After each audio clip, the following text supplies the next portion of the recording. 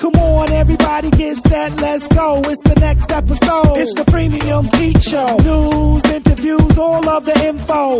Listen up, it's the Premium Pete Show. If you want the scoop in the low, down low, listen to the show, cause Milk said so. Fuck what you heard, better act like you know. It's the Premium Pete Show. Internets, I'm so excited about this episode. This was the Atlanta live stop of the Premium Pete Show live tour. It was our first stop. It was in Atlanta during A3C. Shouts to everybody who came out. Everybody who was there celebrating us. Man, we had the Grillo's Pickles table, our sponsor. That shit was dope. We had Jason Mark there, okay, with all the sneaker cleaning products. We had the College of Hip Hop. And, of course, we had so many different people stop by. Friends of mine, but more so, friends of ours. I really, really enjoyed that episode. I'm so glad. Shouts to Jonathan Mena. We were able to tape that episode and now make it an Atlanta live tour, live show episode. I'm so excited for it, man. So let's get to it.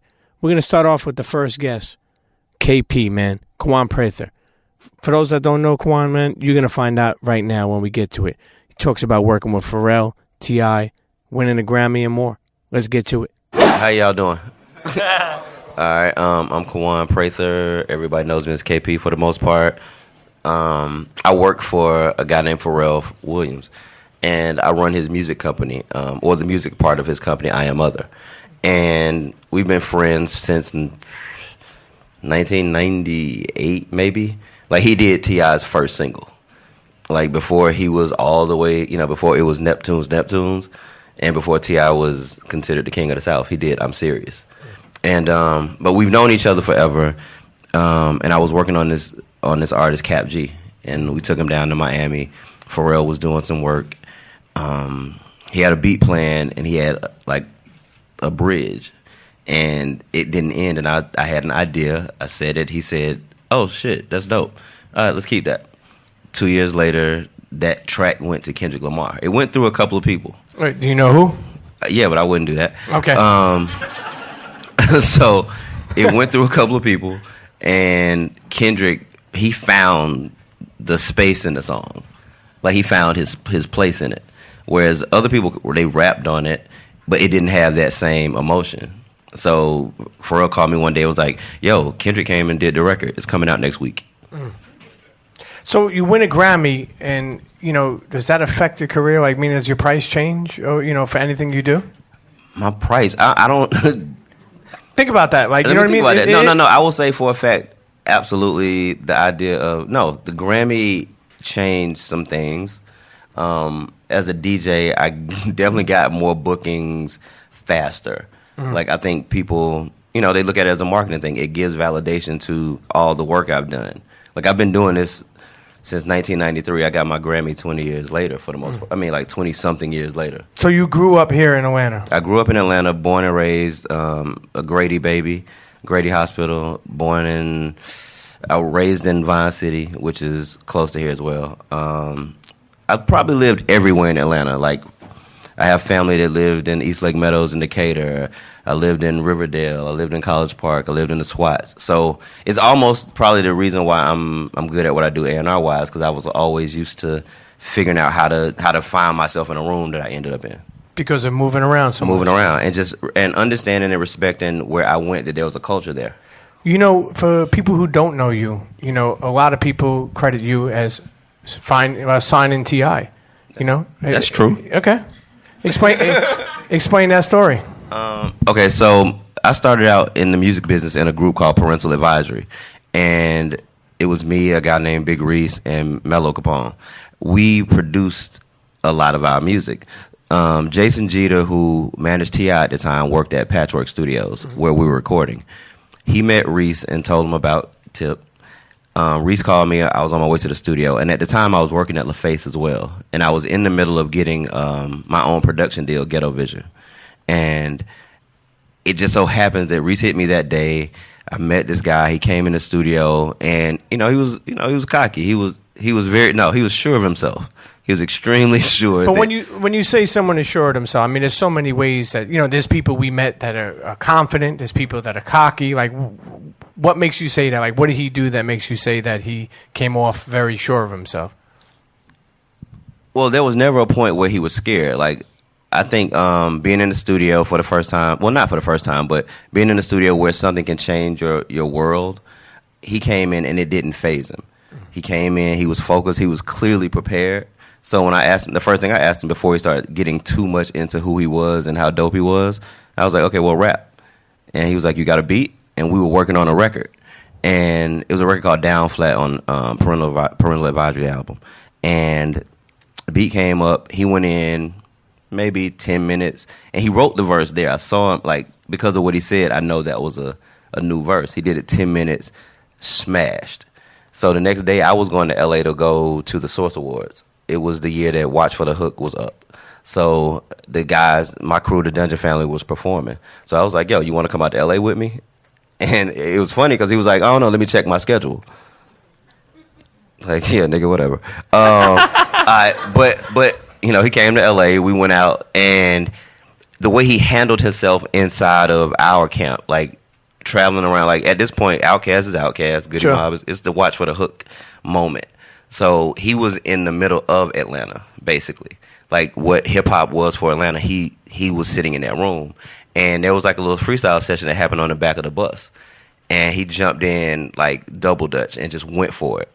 And it was the day that I saw him gain his respect. So to me, I was like, okay, you good. If you're not scared here, you'll be fine wherever else I take you.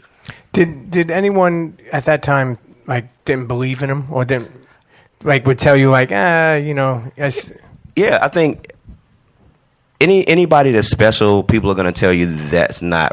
It's like they don't get it because it's different from what's happening.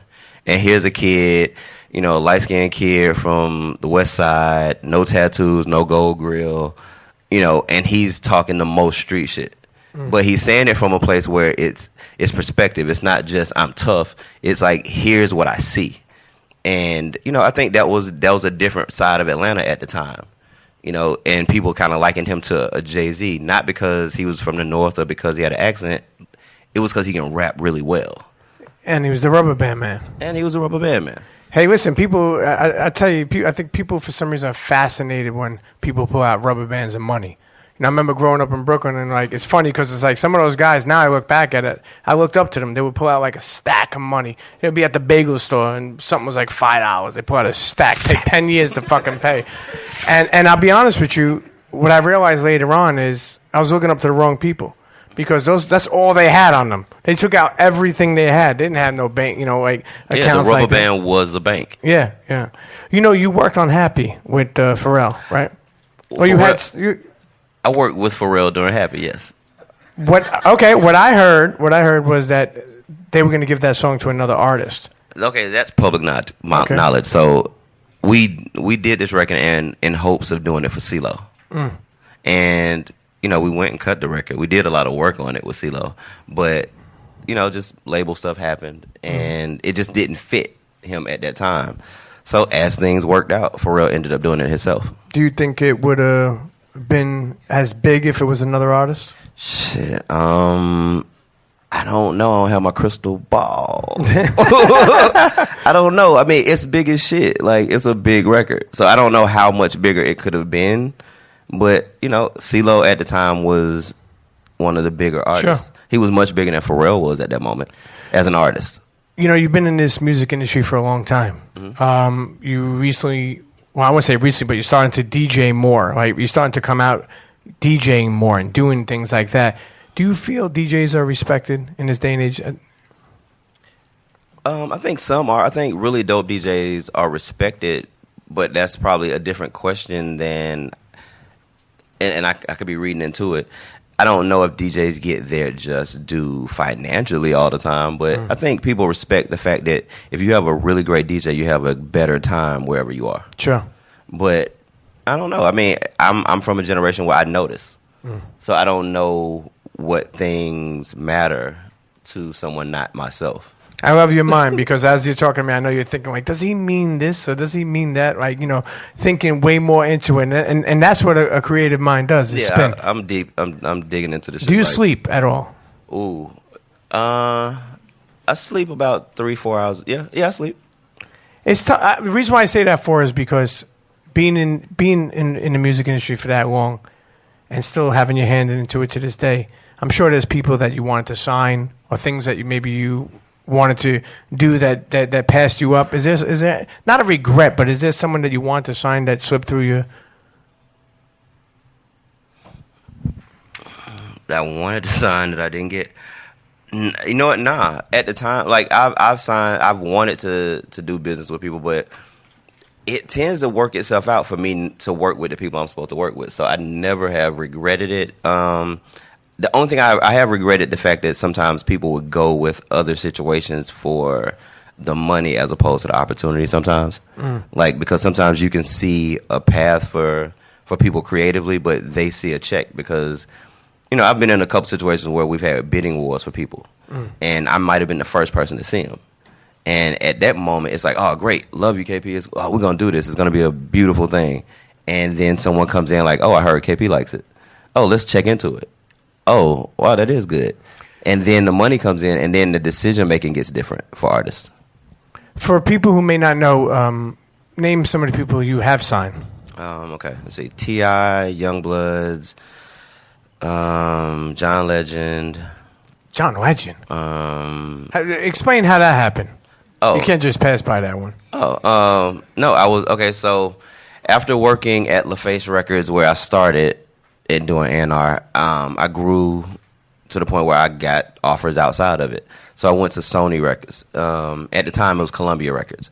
And I was working on, I think, Bow Wow, Omarion. Like, I did, like, the Omarion 21 and 19 albums, like, with Touch and those records. But John Legend was signed. He was signed to Kanye already. And good music, yes. And John Monopoly, I remember him sending me this at the time, this CD, and I was in Atlanta because I commuted. I was working in New York, but I was living here. So he sent me this CD, and I remember listening to it on a Saturday and losing my mind because it was "Used to Love Me" and this record, "Stay." And they're like, basically his whole album was done with the exception of Ordinary People. And you know, I walked it through, and it's one of those easy things because everybody takes credit for it now. Like, it worked, but at the time it was weird because you got these conversations of, well, what is it? It's like it doesn't sound like black music, like it's so proper, and it's a cappella piano songs. Like, what are we supposed to do with that? Like, who is that for? And it was kind of, John might have been one of the bigger things for me because it gave me a chance to fight for something that wasn't in the normal space at the time, but you knew from a classic space it was necessary for what music that we were putting out, like for the balance of the force almost. Who's some others that you signed? Cap G. Cap G? Yes, that's recent, yeah. That's a hometown, right? Absolutely, College Park. And Cap he went to the same high school I graduated from. So, and that same high school is high school that Outkast, Escape, Keenan from Saturday Night Live. Like, a lot of people went to this school. It's called Tri-Cities High School, School of the Performing Arts. And it kind of just bred a lot of talent. And it's not in, like, a place where you would think it would be. No, definitely. I mean, even in Brooklyn, you think of, like, sometime like Brooklyn Tech, or, you know, you think about all the schools, like, I forgot, you know, maybe Heavy D went to school in special ed, or Big Daddy Kane. Like, there's a couple. Sometimes you get a crop of high schools that people went to, where you say, damn, that's a lot of talent. Yeah, that's like the Jungle Brothers, I think. Yeah, and Tribe Called Quest. Yeah. I mean, come on. Imagine how those lunchroom beats were, you know, on the desk, you know. I kick it? Yeah, yes, you can. Yo, I don't know how many people, but growing up in school, especially in New York, we used to bang on the lunchroom desk or the school desk, and that was the That's beats. universal. Okay. I just want to make sure. Hey, listen, the traffic's not universal. But one thing I always ask a lot of people, you've been through this music industry, you signed a lot of people, you gained a lot of success, I'm sure financially also. Sometimes. How do you celebrate that? Like, how have you been able to celebrate your success? Because some people, I find, you know, hearing these stories over the years, some of them don't celebrate their success. I don't know that I celebrate that much. I celebrate it by actually showing up. Like, I DJing is my celebration. Okay. Well, let's say, what's your biggest accomplishment, you would say, in the music industry, or just your career? What would you say is your biggest accomplishment that you're most proud of? in as far as music goes. It's got to be the Grammy. Michael Jackson got a Grammy. Okay. How did you celebrate that? I took the Grammy on tour. Barbershop, everywhere I normally go, I took it with me, put the seatbelt on it, and we rode. We rode around. My barber took pictures with it. Like everybody in the barbershop Snapchatted with it. It was his tour. Yeah, it was fun as hell. See, you got a seatbelt. I took it to the hood. That's what I did. Hey, listen, it's important. I feel like so many people sometimes wait. They want to wait until they get to a certain point, but then that point may never come. You got to celebrate in your moments. But the thing is, I'm not a proponent for touchdown dances. Hey, listen, KP, man, Atlanta's own, definitely an inspiration. I feel like you've done so much and laid so much groundwork that it's inspiring. It's funny. I speak to younger and older people from Atlanta, and when your name comes up, is very well respected. And I think that means something, especially when you're not hearing people say that. We'll take a couple of questions from the crowd if anybody has a question, and then we're going to move on to our next lovely guest. Oh, and I buy sneakers. Oh, that's right, you do. I know you stay fresh. This guy stays young. You want to tell people how old you are? I'm 44. You see this? Pharrell and him got some type of potion they got going on. Pharrell's magical. Yeah. It's in the air. See what happens? You work with Pharrell, you get that potion. It's real. Anybody have any questions? Just a quick question. Hey, you can ask on the mic. Hold on. Just state your name and where you're from. I'm Javier. I'm from Atlanta. I just had a quick question. I just want to know if you took a shot out your Grammy like Drake did. Nah, because I'm just not sure what it's made of, and I didn't want to rust it. I care about I like my Grammy. I'm not disrespecting it. We really went on tour. Like, if I had security, I would have took security. I like my Grammy. No Hennessy in the Grammy. No Hennessy. No, I drink Hennessy from my cup. Anybody else have a question for KP? State your name, where you're from. Lamar Howard, Lithonia. I want to know, what's your favorite sneaker? Jordan 4. Okay. Which one? The OG original white, not those, not the hybrid. I'll ask you something even on top of how old were you when you were able to buy your first pair of sneakers with your own money? I was 12. What? I've always hustled though. Okay. Like, I figured it out early. Allegedly, there's no feds in the building here. No. Hustling doesn't necessarily. I didn't say I sold drugs. No, I'm playing around. I'm playing. Anybody else have any questions for KP? Oh, one more. Big Sean. Fallon. So you found a lot of artists, and I know you've been around a lot more talent than the people that you actually signed. So what in these people made you say these are the ones outside of the ones that you've been around? You know what I mean?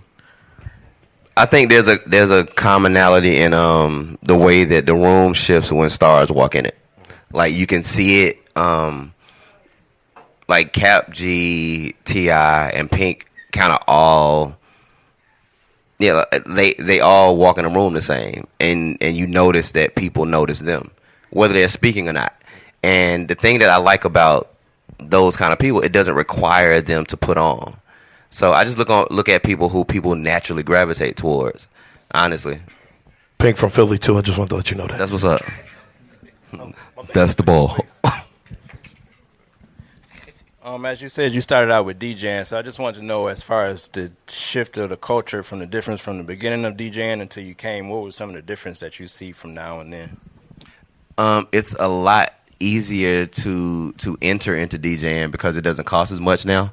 When I started DJing, I was in 8th grade, 9th grade, and the first turntables I bought were like some belt drive. Well, I didn't buy them. My mom bought them. Some like really cheap turntables. Not Technique 1200. Not at all. They were realistic from Radio Shack. They were belt drive. They were the most horrible. Like, you put 3 or 4 pieces of plastic under the record so it could slide. It was ridiculous. But I learned on that, right? You had to go through steps. You had to graduate to becoming a person who could have like the right equipment. So you almost you had to go through training.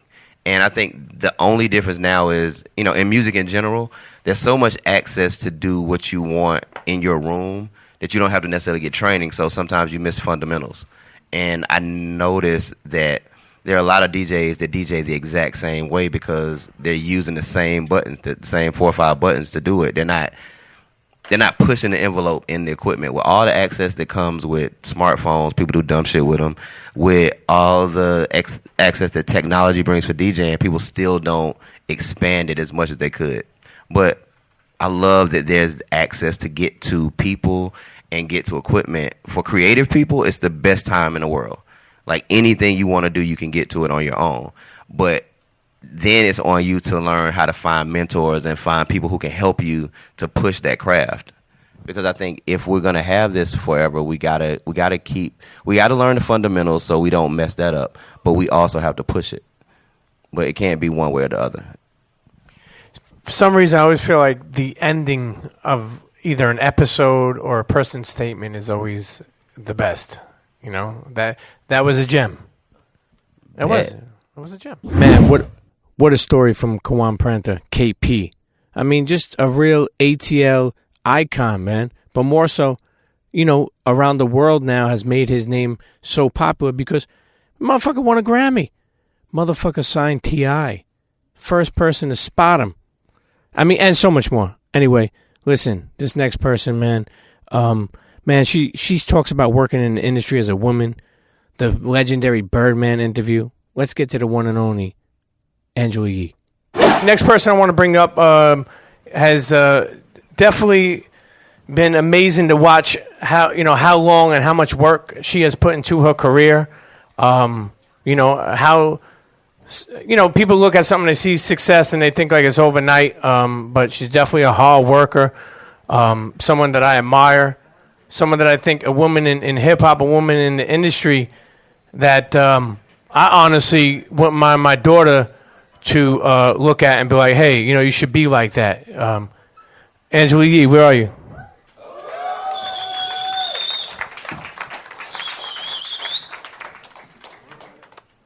Uh-oh, she signed a TDE now. Well, first off, for those that don't know Angela Yee, how many markets is the Breakfast Club in now? I don't know the exact number, but it's like 70.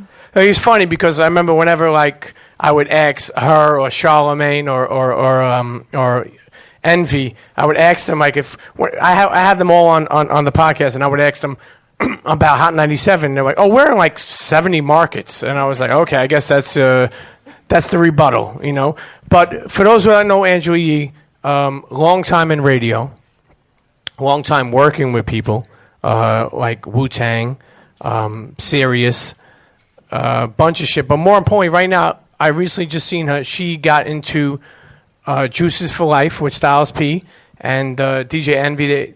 For those that don't know, Styles P opened up a juice bar. They have them where Yonkers and in the Bronx, yeah. And then we just did the 4th one in Brooklyn. So I'm just partners in the one in Brooklyn. What made you even want? And this is because this is a great thing. Think about it. Somebody who's doing something, but then now putting their money into something else. What made you even want to get into that business?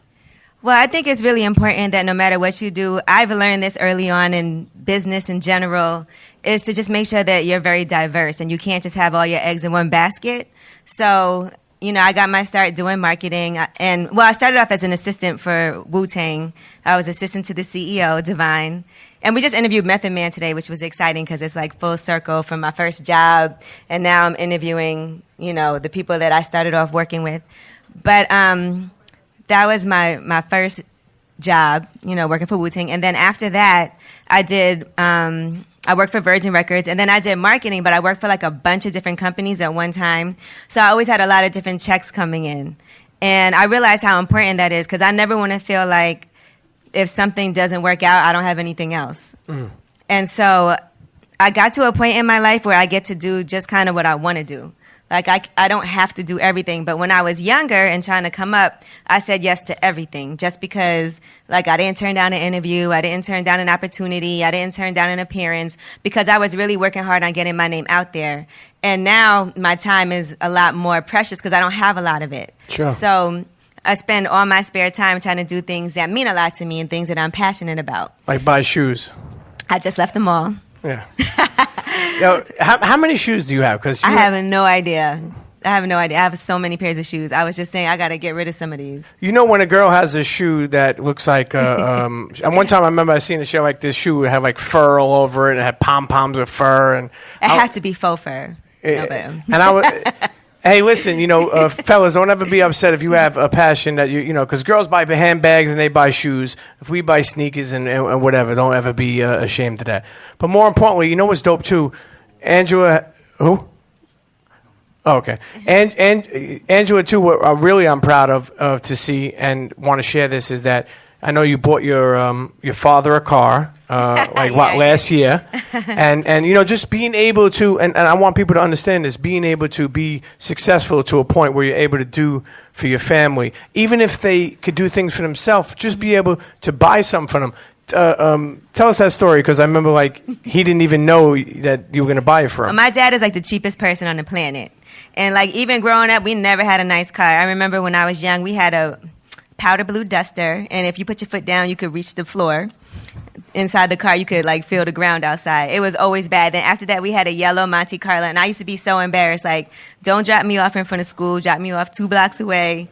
So my dad has never ever had a nice car.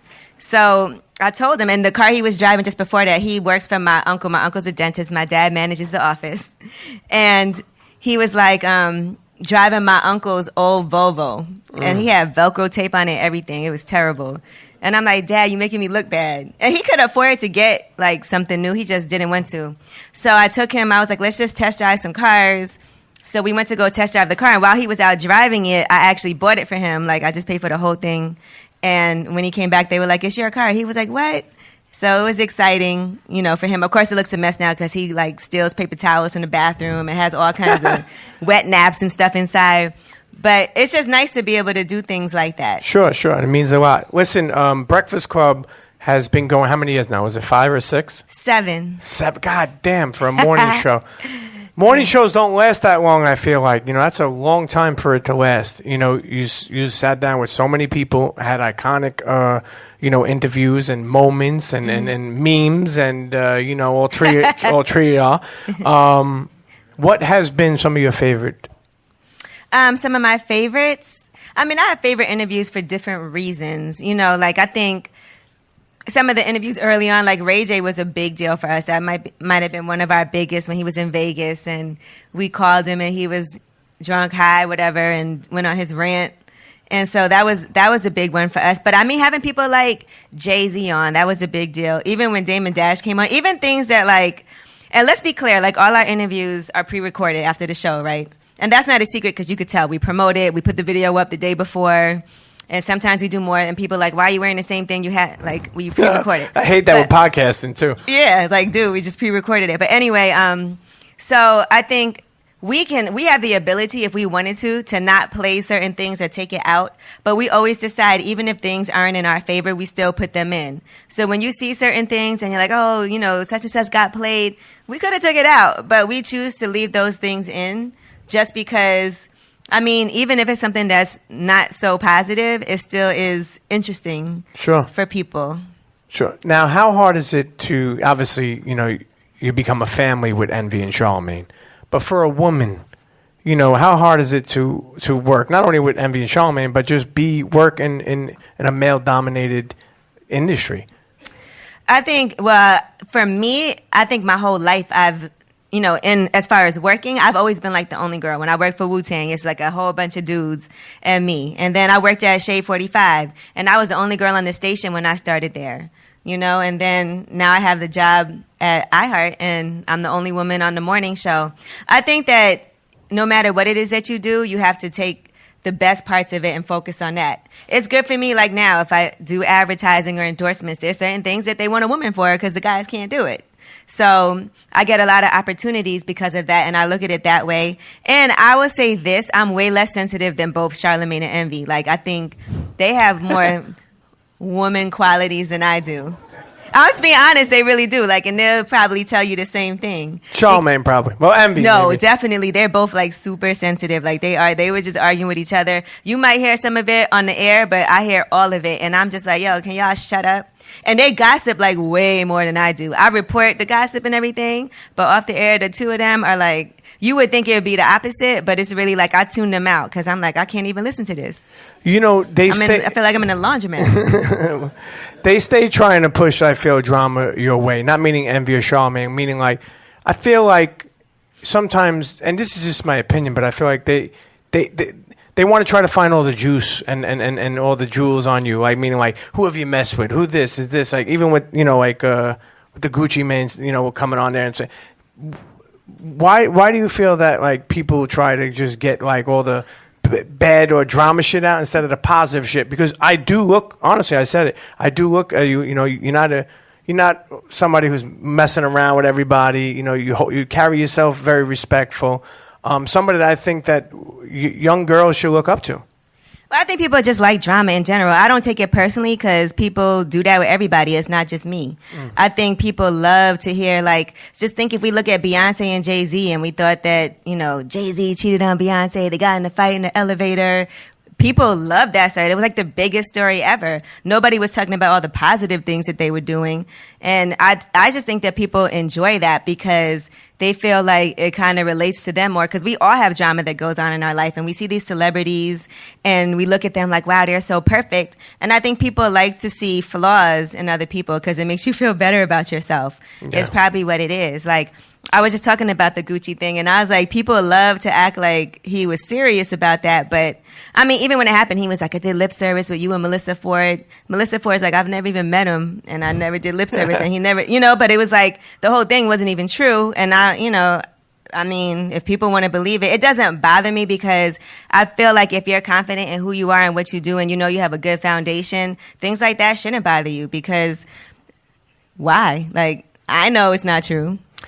For people who would love to get into radio, would love to actually, you know, follow some of your footsteps, what's some advice you would give them?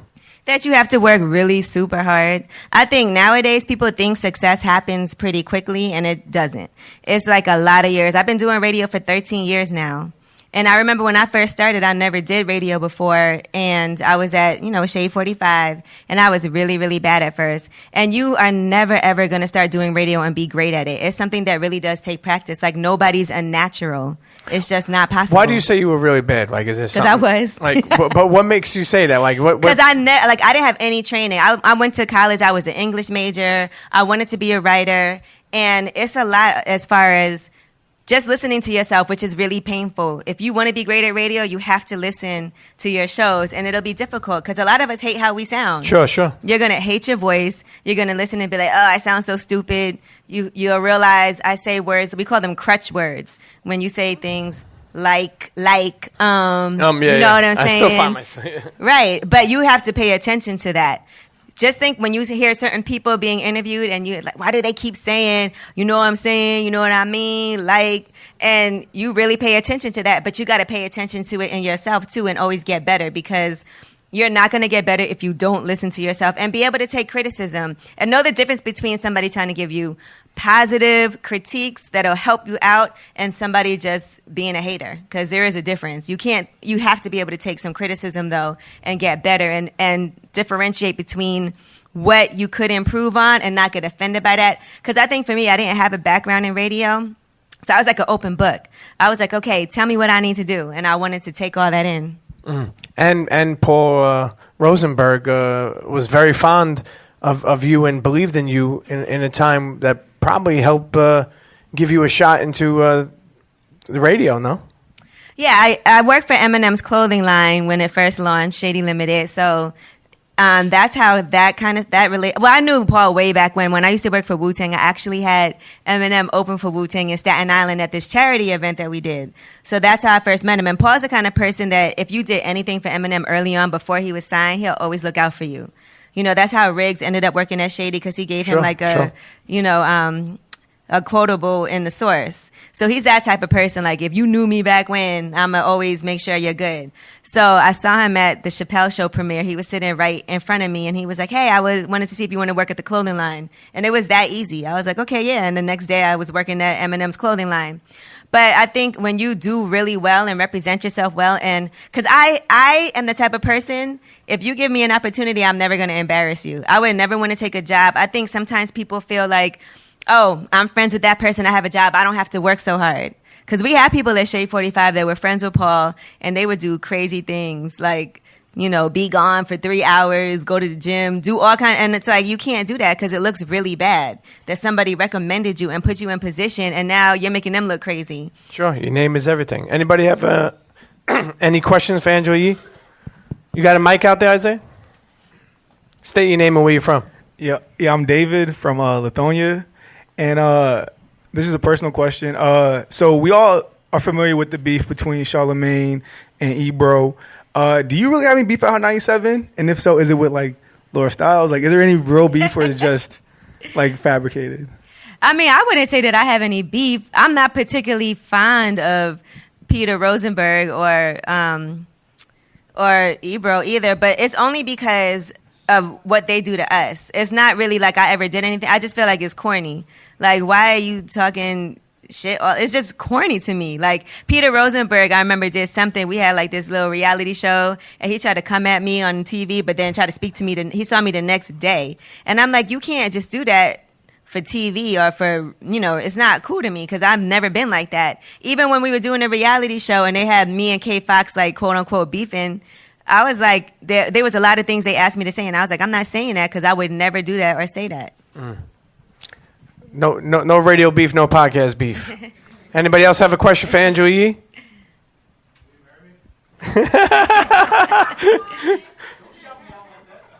Who has a question? You have a question? He's stupid. Give me a mic. All right, it's Javier again from Atlanta. I wanted to just ask, because you talk a lot about juicing and everything, what's your favorite flavor of juice? Oh, I have this juice. Well, it depends on what I need it for. But I do this thing called a G5. That's like my favorite one. It's spinach, kale, green apples, bananas, and I always add ginger to it because I love ginger and everything. Ginger, like... Ginger's the key. That's for my mornings because I can't really eat breakfast. It makes me tired. So that actually keeps me like wide awake in the morning. So it's really good. But sometimes at night, if I need like a meal replacement, I'll get something with protein and peanut butter in it so I won't be hungry. Right here, Isaiah, one more. He's over here, right here with the Hawks. Is that a Hawks jersey? I'm sorry. I'm an upset Knicks fan. I'm sorry. I'm disgruntled. Name and where you from? My name's Nate from Atlanta. And I was just wondering, besides the Birdman interview, what's your favorite, not your favorite, but what's your most memorable and knowledgeable interview you've ever done? Ever in my life? It probably wouldn't be there. I guess it probably was Jay-Z when I was at Sirius. That was like my first big interview. And that's how they actually hired me for the job because it was really when I first started, just a probationary period. And then after the Jay-Z interview, they hired me. What's your name and where you from? My name is Malcolm. Speak to the mic. Oh, can you hear me? Yeah. My name is Malcolm. I'm from St. Louis. I really don't have a question. I just want to say I'm a super fan. I really like everything y'all do. I listen to y'all morning show every day. Thank you. St. Louis is one of our newest markets. Is it really? Yeah. Because when I was in St. Louis, I did not hear it. That's it. Anybody? Any last questions for Angela? Okay, one more. Oh, wait, again, or you can't do it double. Right there, back there. Back there. You would have probably wanted to ask to marry her. Your name and where you from? My name is Donovan, and I'm from Charleston, South Carolina. And just want to say, big fan of the show, listen to it all the time. But the question on everybody's mind, Angela, is what was really going through y'all mind when Birdman just set it off? I think that whole day was, first of all, I was surprised that he was coming. And I think everybody was surprised because we all know that like he didn't really like Charlemagne. So I think when we knew he was coming, it was a little bit like, okay, what's about to happen? And then but he asked to come on the show, so that was also weird. And then he was in the little area right outside the studio. We could see him through the glass, and it was like he was getting ready for a fight, you know. And so then he came in, and all those people walked in behind him and stood behind him. So I was like, all right, I don't know what's about to happen, but it definitely felt real, tense. And if you notice, he didn't know the mics were on, so it was the conversation before the mics went on, and he was like, okay, come on, let's start the interview. But it already was started. So I think, I didn't think anything was going to happen. I guess I never think like that because I would be really stupid, and hopefully nobody's stupid enough to like do something in the studio. Well, let me just give it inside information. There's a guy named Wax, right? And he wears Timberlands in the summer. He walks around with baseball gloves, and yeah, he would have came in and took Birdman, But whatever, you don't know that. That's Charlemagne's bodyguard now, because nobody wants to give him. You don't want to get no more drops. You don't get no more drops. So last time that happened, he had an issue. But listen, Angela Yee. One quick question? You got a question? I'm sorry, real quick question. This is really off. What's your name and where you from? Terry from Atlanta by way of New York. Mm-hmm. Did Charlemagne actually see Prince float on air?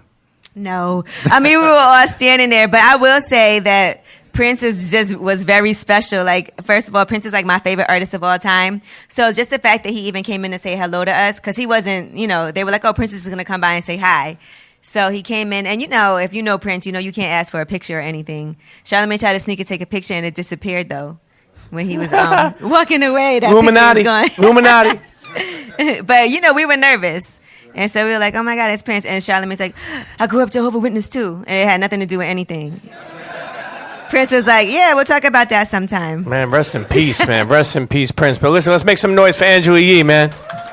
Man, Angela Yee is always special. One thing, I found dope is that people love Angela Yee, man, and she's just a real classy, sweet person, and people really fucking love her, man. And it's dope to see that while we were in Atlanta, there was a couple of people trying to, get her to marry her.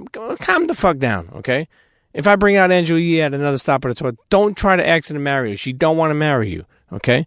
But anyway, shouts to Angela Yee. That was dope to have her stop by the Atlanta Live tour and chop it up with the kid. This next guest that we're going to bring on, man, father-in-law to be, my lady's father, Nat Robinson. That's right, First Priority Music, Nat Robinson. MC Light, Audio 2 with Milk D and Giz. Who else, man? Man, they got so many people. Daddy O. Come on, man. It doesn't stop, man. Let's get to Nat Robinson. So first off, I want to just explain to you about Nat Robinson. Started a record label many years ago called First Priority Music. KP, peace and blessings, brother. Let me get that Grammy one day. Started a record label called First Priority Music because his sons started rapping, started making music. Think about that to really get a grasp of what's going on. That he said, hey, maybe we could start a label. On that label was Audio 2, which is Milk D and Giz, MC Light. Who else? Name some other people. Put that mic to you. Don't act like you've never been. Positive K. Kings Swing. Hey, listen, a lot of people. But more importantly, I brought Nat up. I want to tell a couple of quick stories. Most of you, how many people are familiar with Mekhi Phifer? Well, explain the story about Mekhi Phifer, and I'm going to explain to you what this story is about. Mekhi, Milk found Mekhi. Talent show. At a talent show. Milk D, Nat's son, found Mekhi, brought him to you, right? For those that don't know, Mekhi Phifer has an album that's never been released. And according to Nat Robinson, Mekhi is nasty. But he had to choose between what? Explain that story and what exactly happened. Well, he walked into an open audition for African-American young men with Spike Lee for a movie called Clockers. He never acted. He had no desire to act. He went with his cousin. Well, unfortunately for his cousin, Mekhi got the lead role in Clockers, walked off the street. So we had just signed him to Warner Brothers, to Benny Medina and Mo Austin. And, once he took the movie deal, it was very hard to come back from a movie and be a legitimate rapper. There's only very few people do that, Tupac was a rapper first, but, So Mekhi wound up going into Hollywood instead of releasing the album. We do have some of the cuts in a movie called Hell's Kitchen with Angelina Jolie and William Forsythe, Rosanna Arquette, and Mekhi. We do have about 3 or 4 of the songs in that movie. But that was the end of his rap career. So which way did it go? I don't know. He seems to be happy. He made millions. So maybe he made the right decision. Hey, listen, it's crazy to know that there's a Mekhi Phifer EP out there that nobody's ever heard. LP. What was that line he said to you? You told me. He said that he's hotter than what? I'm hotter than Tupac. I'm hotter than Tupac with two hot Glocks. Yeah. But he could rock it. I seen him break brothers down in battles that it would have tears in their eyes when he finished with them. But I guess he made the choice. Sure.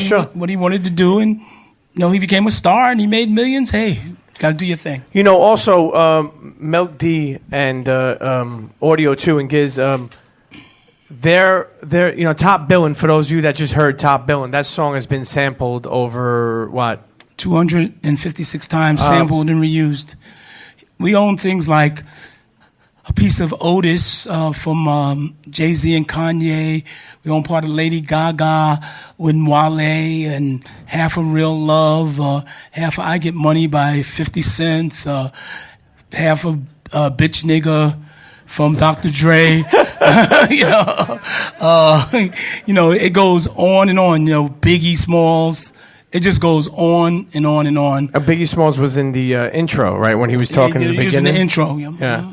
Intro. If you think about it, Top Billing, that beat, was used in so many songs. Like he said, I get money with 50, and then you turn around and think of, it's funny too, because Milk did my intro song. My theme song for the Premium Pete Show is done by Milk. And I never forget, I sent it to one of my friends, and he's like, get out of here with that Mary J. Blige, Real Love shit. And I was like, no, that's the beat that Mary took to make Real Love. And it's amazing to see that one song, particularly Top Billing, was able to be sampled that many times. And still to this day, even Young M.A. just recently used it. I mean, there are so many, but the biggest is being, you're thinking about with 50, How did that even happen? Did they call you and... Well, his manager, they put it out first. And then I went after his manager. Let's get this together. But, you're running, he's chasing a hit, and he's marketing it. Chris Lighty at the time. And rest in peace. Yeah, rest in peace. So we really couldn't get a hold of him to work out a deal. So he ran into Milk somewhere and said, man, have your dad call me. So I said, look, man, I've been tracking you down. In the copyright business, if somebody infringe on your copyright, you have the legal right to take 100% of the copyright. But being in the music business, you're just not going to treat your peers like that. So we went with a 50-50 deal. Same thing with Puffy to keep it going. But, there's a lot of money in publishing, and people cut each other's throat in publishing. Yeah. I wrote that. No, you didn't write that. Yes, I did, because I put my copyright form in before you did. So it's a weird business, but that's basically, we got paid, and we signed off, and then we did a 50-50 deal. Wally, you got that song I was telling you about? Okay, 1 second. Before I play that, there's another artist that Milk found that was a big success. And I don't know how much, when the song comes on, maybe some of you will know. But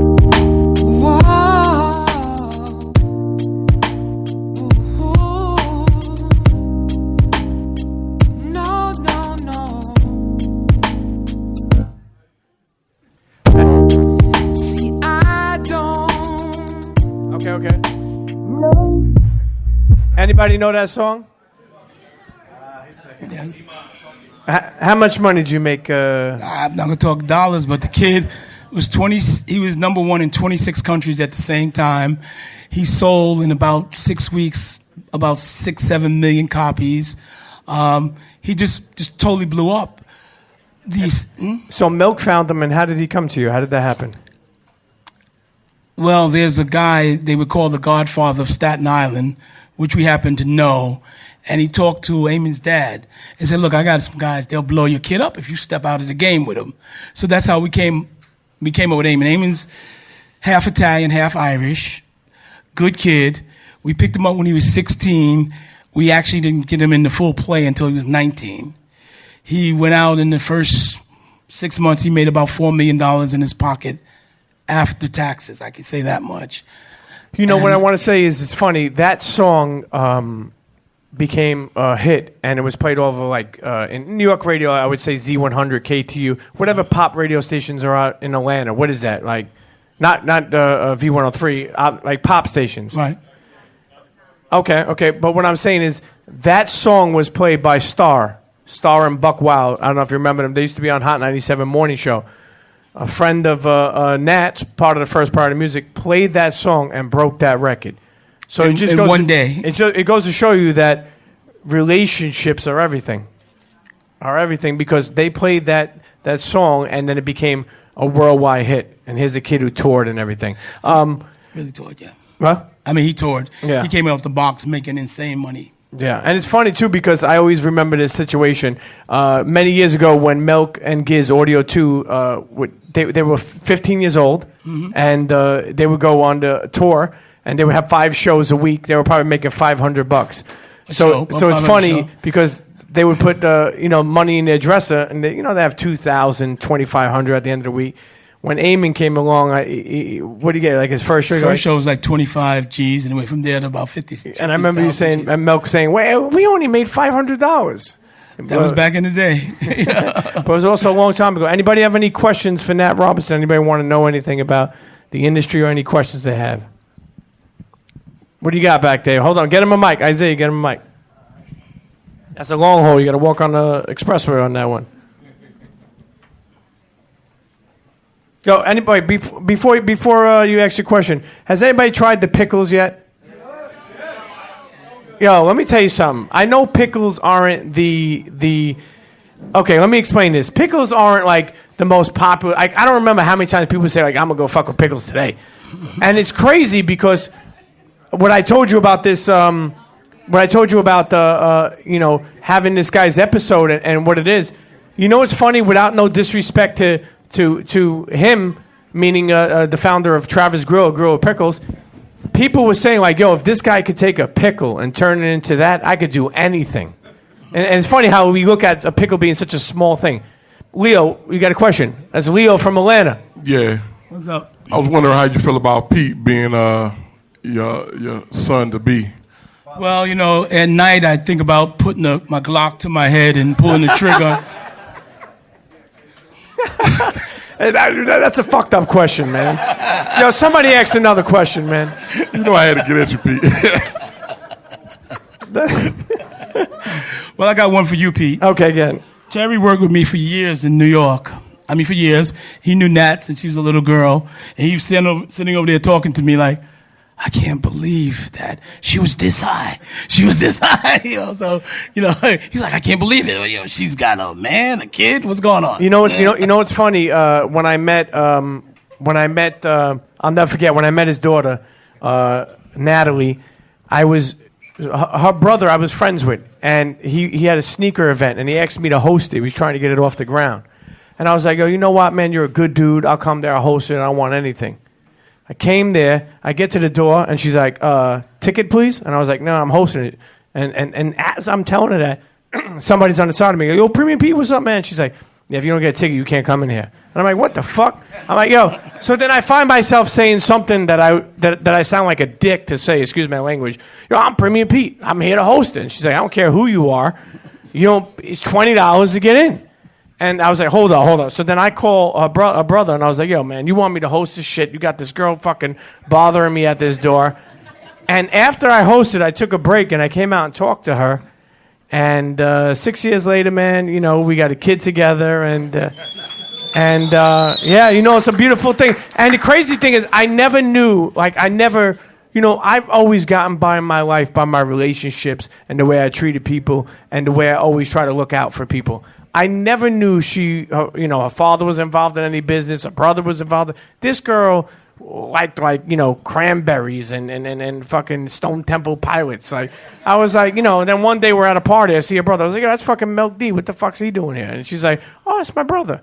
So I never knew that. So it's funny. You look at somebody. Sometimes I think you try to be with somebody who you think is right up your alley. Like you got a lot in common. I'm here to say everything in common ain't in common. Unless you're common. But anyway, Nat Robinson. Make some noise for Nat Robinson. Man, good old Nat Robinson, man. It was good to bring him up, man. I think I scored some brownie points by doing that, I think maybe low-key Nat is happy I did that. Or maybe not. Maybe she leave my father alone. But anyway, it's been great. I hope you're enjoying this Atlanta Live episode out in WeWork Shouts to my WeWork family over there on Colony Square. And you know what? Let's take a quick break. You're listening to the live Atlanta Premium Pete Show in Atlanta at WeWork in Colony Square. We'll be right back. Cheers. Yo, check this out, man. It's Prodigy from the infamous Mobb Deep, the head nigga in charge, HNIC. You know what I'm saying? Repping that Queens, New York. Chilling, man, right now, man. Just kicking it, you know what I mean, with my homie Premium Pete. And this is the Premium Pete Show. Keep it locked right here. Don't go nowhere. Real shit. One. Internets, and we're back. You're listening to the Atlanta live episode of the Premium Pete Show tour, sponsored by WeWork, sponsored by Grillo's Pickles, sponsored by Jason Mark, and sponsored by College of Hip Hop. Man, this next guest is I love seeing this guy flourish out here. You know, being a free man, being home. The one and only Santana Raymond of the Central Park Five, who's living in Atlanta now, man. He talks about just how the Central Park Five, happened, and Donald Trump, and more. Let's get to Santana Raymond. First off, I've done episodes that have been very compelling with Raymond Santana. You know, obviously, people who know or don't know of this case, they settled, was it in civil court or is it... But, even though they got money, and some got more than others, did you ever think that whatever money you got, and I know it's public record, I think it's about like $7 or $8 million they think. Something like that. Did you ever say to yourself, happy to get it, but say to yourself, man, nothing's worth the time that I did?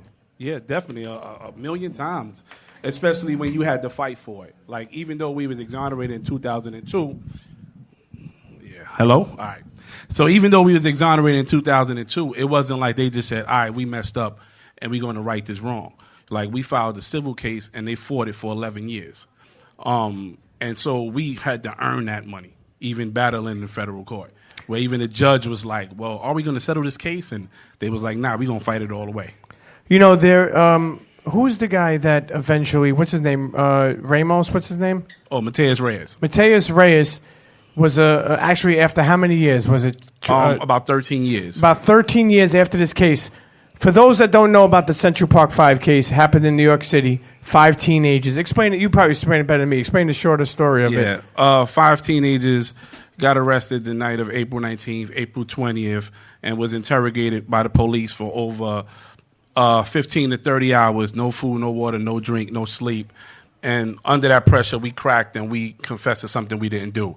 And as a result, we spent 7 to 13 years in prison for a crime that we didn't commit.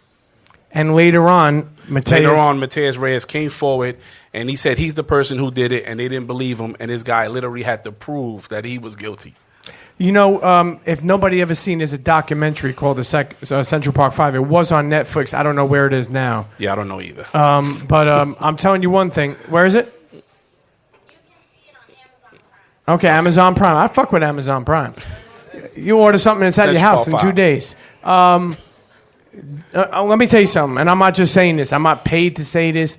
Central Park 5 documentary is if you watch that, I mean, not only would I say you'll be eye-awakening, but even if you have kids, I think you'll think more. It was such a tragic, in the city, a jogger, that's why they call it Central Park 5, a jogger was jogging, got hit in the head with a brick, got raped, and they just started to blame everybody. And, 5, that's where Central Park 5 came from. Looking back, now that you're able to be out and be home, what are some of the things that when you were away and going through that you now appreciate? Sleeping in my bed, showering, where you don't got 20 other dudes in the same area as you. The small things in life, just being able to wake up when you want to wake up and move around how you want to move around. Just having that freedom of nobody looking over your shoulder, not having to register as a sex offender, stuff like that. It's crazy too, because even when they were found not guilty, they still weren't looked at as being innocent. Yeah. Why is that? Why did that happen? Because basically there was this, within this first 2 weeks of this case, there were over 400 articles written about us, dissecting the lives of 14 and 15-year-old kids. and painting us as this picture that we weren't innocent, that we were guilty, and that we were monsters. And that's where the term wilding, urban terrorists, predators, all those terms came from this case. 41 states changed their juvenile laws behind this case, where now you were charged as an adult, but sentenced as a juvenile, so you receive your first strike under New York law. And so when these articles came out, it painted this picture about us that we were these vicious little monsters. And so that made a public outcry where people just wanted justice. And so it was easy for everybody to turn their backs because for days you read these articles about us.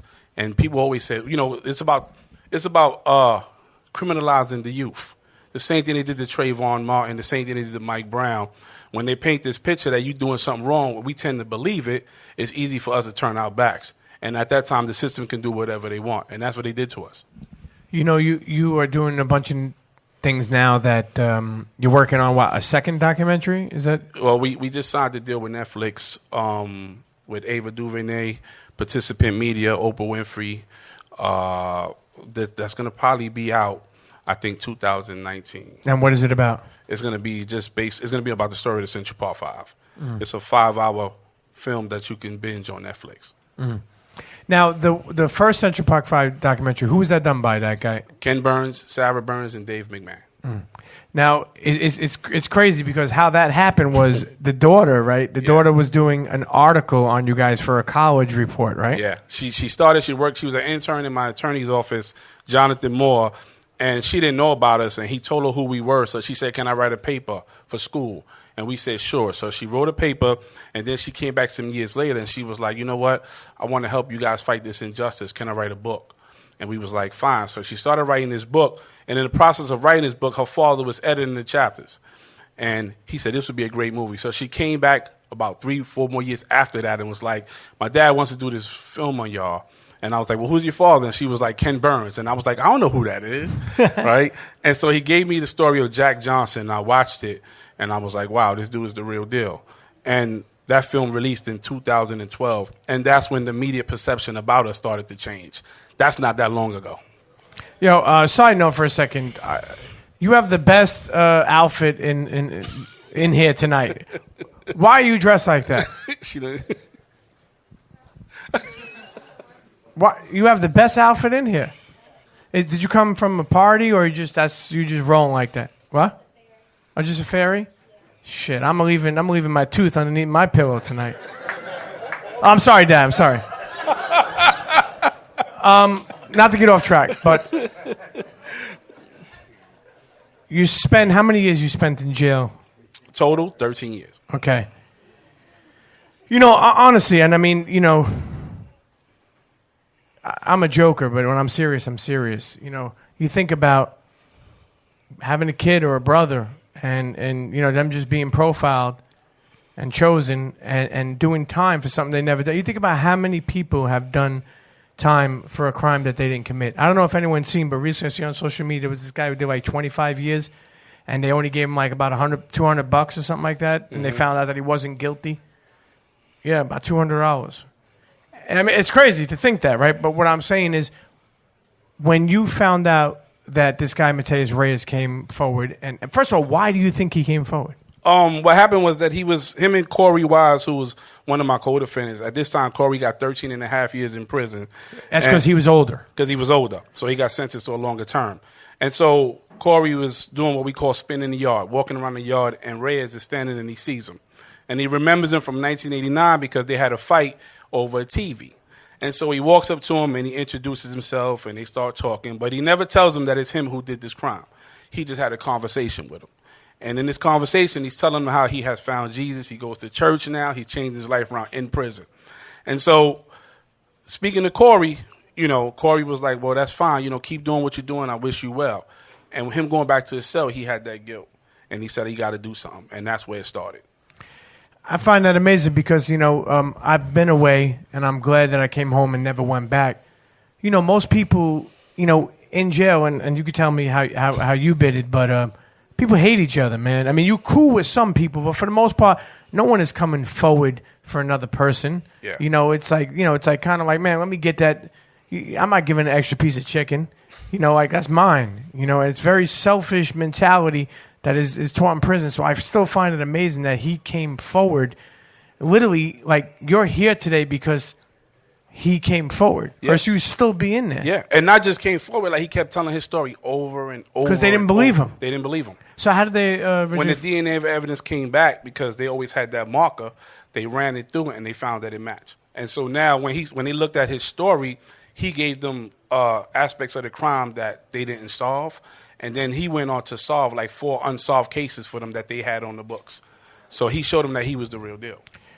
Did anybody on the prosecutors, any lawyers they had on their side, and has anybody ever apologized to you? No, it's been the total opposite. Everybody has said that we still guilty. Or the police, or the prosecutors. They maintain their story that it was good police work, and that we're guilty to this day.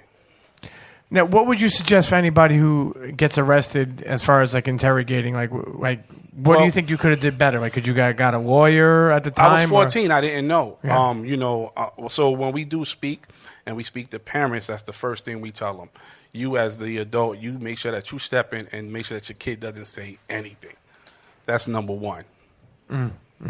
Okay, number 2.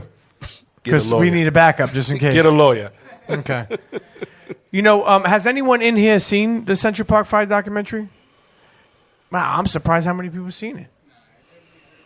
No, they have seen it. I'm saying people have seen it. I'm surprised how many people have seen it. It, to me, like I said, it was done. I never forget when I watched it.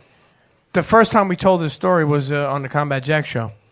And, man, people were taken away of all the stories and the heartache and just understanding what this man has went through, and then now fighting. Now you're doing a lot of activism now. Yeah. Me and Yusuf, Kevin does a little bit, but me and Yusuf do majority of it. Now Yusuf does it right now. I took a break because it was just a lot. Like, I mean, this film since 2012 we had did over 40 film festivals. It has taken us all across the U.S. We have spoken so much. I mean people who like, I'm a lawyer because of you. And I'm like, oh, you owe me some money. and you also started your own clothing line, clothing brand, Park and Madison. Park Madison, NYC. It started because when I was 14 years old, I always used to love to sketch. And fashion was a passion that I had at that young age, and it was robbed from me when I went to prison. So years later, when I thought about trying to get back into it, I met a good friend who became a good friend of mine. It's this guy named Rashid Young, who was Russell's right-hand man, and he was president of Fat Farm, Run Athletics, and me and him sat down, we had a discussion, and I said, I want to start a line, and boom, we're here. Man, let's give a clap for that. Let's give a clap for that, being able to fulfill some of his dreams. And let me tell you something, there are a lot of talented people in prison. Some people made the wrong mistake. I'll never forget, when I was away, I wanted to find some type of sentimental thing that I could send my mother. Because my mother was heartbroken that I was away, and I made the mistake by putting her through that. People go away, people hustle out there, people do shit, not realizing that when you go away, you take your family with you. Yeah. I put my mother through hell. So I never forget, when I got out of cells, I went into a dorm. I was like, this is like arts and craft for prison. Like, there was people like drawing on handkerchiefs that looked like murals. There's one guy that had soap. He would turn it into like a penguin or a rose. And I was like, oh, shit. So I literally sent my mother handkerchiefs. I'll never forget where it said #1 mom with a teddy bear. And she was like, I hung it on the wall and I love it. And the best thing was my grandmother, you could tell her no wrong about me. I'll never forget, she came visit me one time. And the CO had walked by the aisle of the table, and she was like, them son of a bitches. And I was like, nah, Grandma, like, I made the mistake. I wasn't really, holding myself right. And she's like, nah, this son of a bitches. But I'll tell you one thing, you don't realize how important it is to value your freedom until you don't have it no more. Yeah.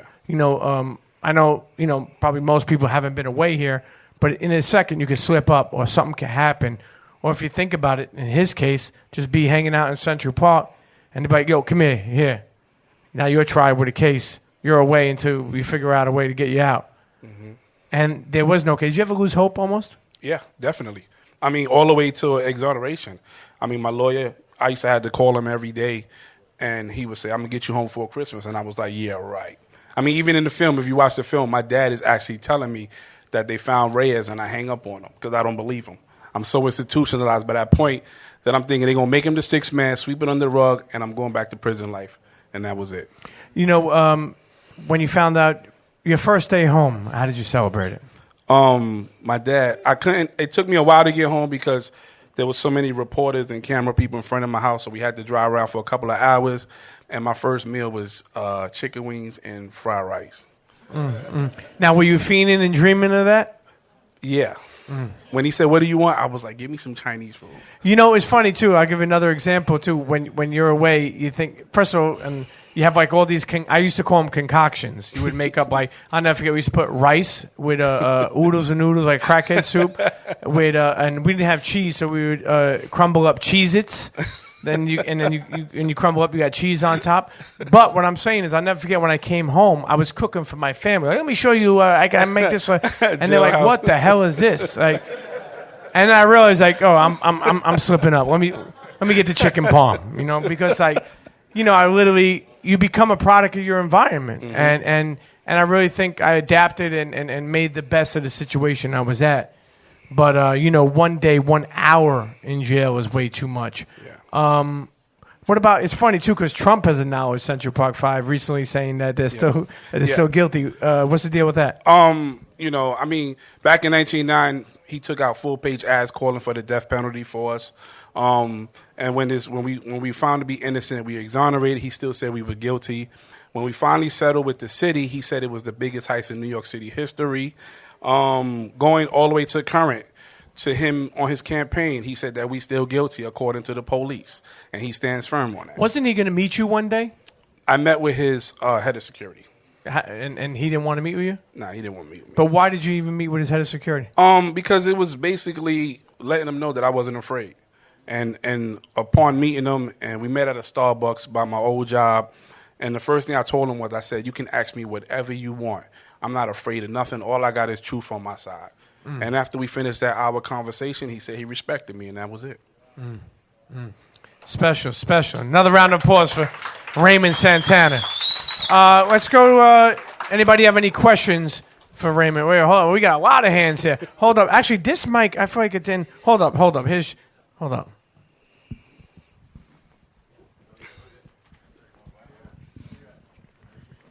Peace. How you doing? What's going on?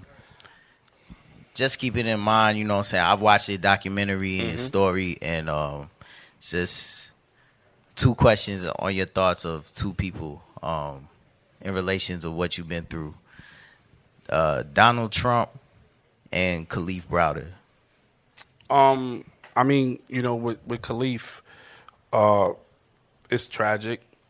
For a man to go through a situation like that where he's spending all his time on Rikers Island and the case is finally dismissed. And then what happens is that you just drop him off.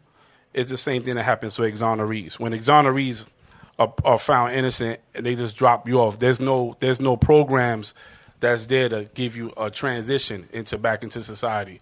They just drop you off and they leave you. And sometimes exonerees, they become lost. Especially when you spend that much of a time inside an institution. Trump, I don't got too much to say about him. Man. Good. I'm Nathaniel from Atlanta. And I just wanted to know, I have a dad that has, in my whole life, been in prison, so just writing letters is all I've known of him. Mm-hmm. So it's as far as the inside, do you guys have ways yourselves to kind of get people outside and getting things because, I've heard of there's a podcast out called Ear Hustle, and I listen to that a lot, and it's about the prison system in San Quentin. And I just want to know, if there's people inside that actually try to group themselves together to get each other, outside and... Well, you have to take the initiative. There's people in the law library, right? And Pete can probably tell you about this. When you go to the law library to do research on your case, there's a bunch of people in there that's been there for years, and they can guide you on where to go and how to do things. We call them jailhouse lawyers, right? And I mean, that's as close as you're gonna get. Hey, listen, there's some people in the law library that spent so much time there, they literally beat their own case and became their own lawyer. Any other questions? Yeah, right here. Yeah, we got a couple. Okay, your name and where you from? Yeah, my name is David from Lithonia. By way of Everybody's from Lithonia. What the fuck is by good over way there? of Bronx. By way of Bronx. By way of the Bronx. Shouts to the BX. Yeah, the BX. But my aunt actually was on Rikers for stabbing a woman 50 times, and I just want to know I've seen like her adjustment from from inside to outside. What was your biggest adjustment? Like, yo, I could do this now. Like moment. Like, what was that thing for you? Was it like getting a burger? What was your moment? Like, yo, like small things. I mean, all that. I mean, for me, the biggest thing was to decompress, right? To stop everything that you bring from prison with you. Like what? Like, for me, like I speak about this in the doc, washing my boxes in the shower, right? Having this pent-up aggression. If I'm in a room with a bunch of people, I play the corner and keep my back towards the wall. I mean, that's stuff that was just indoctrinated in me all the time, you know, since I went into prison. Do you have like a PTSD type thing where you count everybody that's in the room? Because I know some people from prison have that. My aunt, she has a count, like everyone who's in it, like watch everyone's movements. Do you have that kind of thing? I mean, I had that before. I think once you become aware of it, like I would always come home and my room in my dad's house was the size of a cell, and I would literally go in there and just lock the door. And it wasn't until he knocked on the door and he was like, "Why are you always in your room?" And then I thought about it and I was like, yeah, because it's the size of a cell. It's where I feel my comfort, you know. And once you are aware of that stuff, then you can try to counter it, you know. Let's make some noise for Raymond Santana. Question. Let me tell you something. One question, Pete. Oh, last question? Okay. Well, this is two parts. What actually at the end did they charge you, or what was the charge, the final charge? Originally? Yes. Originally, the charge, I had 12 charges, so they stem from trespassing, rioting, menacing, all the way to attempt murder. Okay. My second part is, you have no recourse after you recanted everything to some sort of civil suit against Donald for the role he played in that? Well, what happened was that Donald got smart, and then he started saying that he's following what the police said. So he's saying, I say they're guilty because the police are saying they're guilty. But he's taking out pages, so that doesn't do anything? Mm-hmm. No? Okay. Once he takes that, it's like third party. Well, my brother, my heart goes out to you. Thank you. And you're blessed still because you're sitting here. Let's make some noise for Raymond Santana. Man, that was great listening to... I keep on saying Santana Raymond. It's actually Raymond Santana. But his Instagram and Twitter are set up like that, so it's got me all confused. But I was Raymond Santana at Central Park 5. Again, great to see him flourishing. Consider that dude a friend, and shouts to him for sure. This next guest is a longtime friend, man. One of the first people to bring me out to Atlanta back in the day with Sneaker Friends. Just a real good dude. Someone who it's hard to lock down his time, man. And he took a little while to get up to there. We were up in WeWork for a couple hours, but he made it, man. The one and only, the legendary DJ Greg Street. He speaks about interviewing Biggie back in the day, DJing in Atlanta, his sneaker collection, and so much more. Let's get to DJ Greg Street. Chichi. For the people who may not know you, that are out of town, and for the people who do know you, what is a day in the life of DJ Greg Street? We work. Hey, that's a drop. It's a promo for WeWork. Yeah, we work. I need an office. Street has been. Wait, listen. First, of all, Street I've been working in this building for 22 years. Okay. I need an office. Take us through the first day you ever stepped foot in this building. I came in this building. Well, actually, I lived in this building, and I worked in this building for probably about 60 days. So I lived at the hotel. It was the Sheraton then before the W, and then I worked in 400. Why'd you live in the Sheraton? Because I was buying a house when I first came, so it took a while to get everything done. I didn't want to move twice. When we work, we don't want to be doing all that twice. You know, it's funny too because it's like growing up in New York.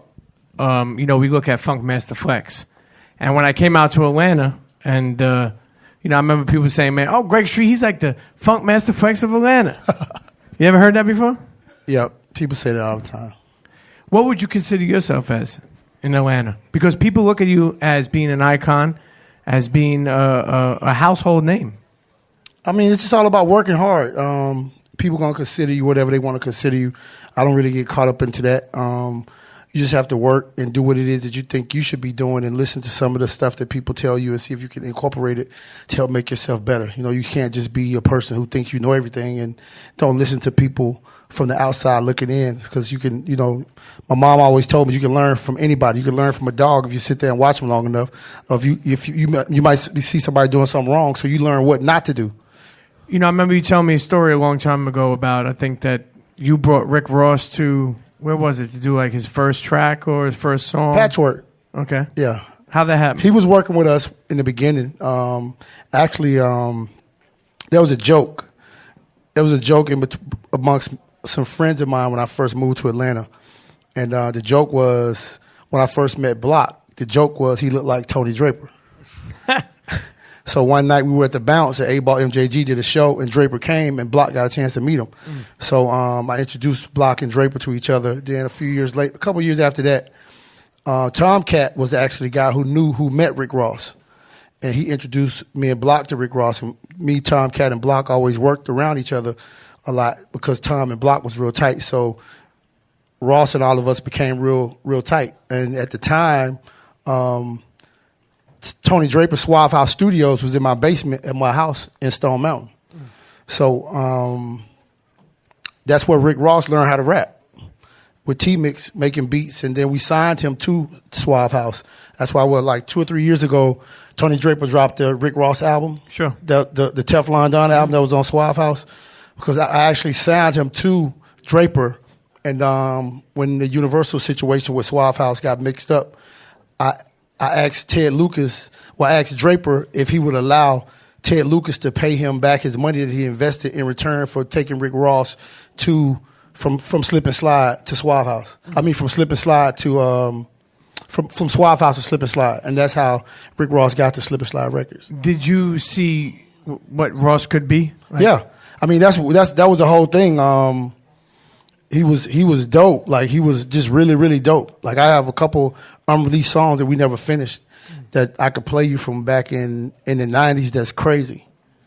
You know, one thing I love about Street is you're a hoarder, you're a collector, but you have things like, the craziest shit is you have UGK t-shirts. You seem to have every fucking thing personally, to be honest with you. You're a collector, but meaning like you have brand new. When was that UGK album released? There was a T-shirt. Riding Dirty? Yeah, Riding Dirty. It was a Riding Dirty. So where'd you get that T-shirt from? It was like one of the promotional shirts when the project came out. Yeah, I remember you recently just gave another one to Bun or something like that. You know, I gave it to Bun. That was a few years ago. But it was brand new in the package. Yeah, it was brand new. But I'm saying, how do you keep on to all this stuff? Like, and it's not hard to keep. Yeah, but listen, you have history. First of all, not one, not two, but three, sometimes 3 or 4 pieces of that. What makes you think about that in the beginning to even collect that type of stuff? I mean, like in the urban community, like we really just got hip to how valuable our culture is and how valuable things are. But I've watched that stuff over the years from other people, from other cultures, from the white culture, from just different people. You see different things that you buy and different things that they have that become very valuable. And it's like things that we throw away and things that we take for granted that other people don't take for granted. So we're just now, like, I'm pretty sure you saw the list, the thing about the guy who was one of the first manufacturers of Supreme who put that whole collection up for sale. How much did it finally sell for? It was like, what, 13, 14 pieces? It's buku money. How much? I don't know the final numbers, but buku money. First of all, Greg Street, people that don't know, Greg Street has, besides being how long are you DJing? I've been in Atlanta for 22 years. I actually started professionally DJing Major Market in 87. Went to Houston in 90, Dallas in 92, Atlanta in 95. How long you been collecting sneakers? From like those days. You know, it's crazy too. I don't know how many people I've ever seen, but Street has humbly, I'll say this, and I'm a New Yorker. So, you know, New Yorkers think that fucking they have everything, you know? Yeah, Clark Kent has an amazing collection that I've seen downstairs on his basement. Insane. But Street has rooms and rooms full of stuff. It's just amazing to see that side of you. And what's the most you ever spent on a pair of kicks? Probably. Did you buy the Wu-Tangs? Yeah, I bought those. I bought them a long time ago. Probably 3,000, maybe. Okay. 3,000, 4,000. Okay. That's not terrible. That's not terrible. Not too bad. Over the years of being in Atlanta, being on the radio, what's some of your most memorable moments? The last time Big Pun came to the station. How was that? Tell us that night. Lauryn Hill, first time she came to V103. I had actually met her in Dallas when Fuji's first came out. And when she came to V103, she would only come to my show because she knew me from Dallas because she was pregnant. She was pregnant with her first kid, and her and her dad came up to the station for the interview. Was that Zion? Big Pun. Yeah, the baby, the youngest, or the oldest now, I guess. Who else? T.D. Jakes. I interviewed T.D. Jakes once at V103. A lot of people, man. You interviewed, so many people. Sitting back and think, some of those were your favorite? Yeah. Biggie. What about the worst? Biggie? I interviewed Biggie actually in Dallas for the first time when he did the freestyle. He did a freestyle for my show. That was in Dallas. I interviewed him here in Atlanta too, but my first big interview with him was in Dallas when he first came out. Now, when Pun came, how was Pun? Was he receptive to Atlanta? Because here's a Bronx guy, here's a New York guy. He's real cool. Pun's real cool. Joe's real cool. Pun's real cool. It was just so crazy because at that time he was actually going through the whole obesity situation. Yes. Like he was so big when he got off the elevators, he had to like walk on the walls until he got to an entrance or got to a doorway. Then he would go to the next doorway and get back on the wall so he could move around. It was kind of crazy. What's next for Greg Street? As far as are you going to do radio for another 10 years? What's your goals? Because you've been doing it so long. Sometimes people like to step into something else.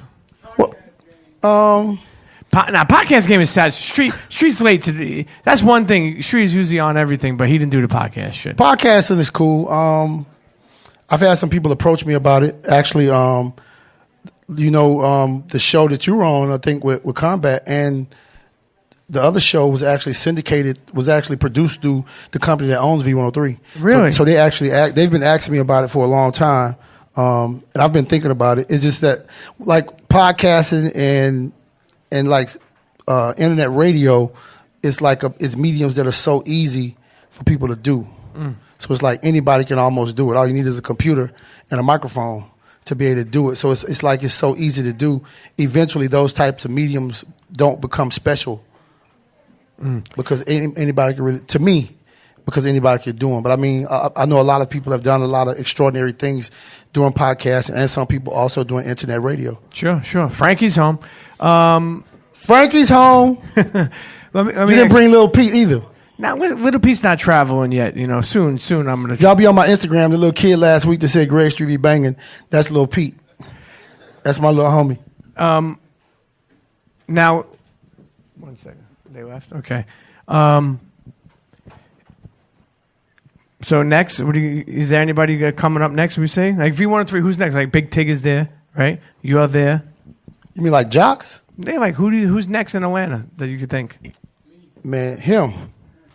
Anybody want to be next? Like, I moved to Atlanta. I had never visited Atlanta.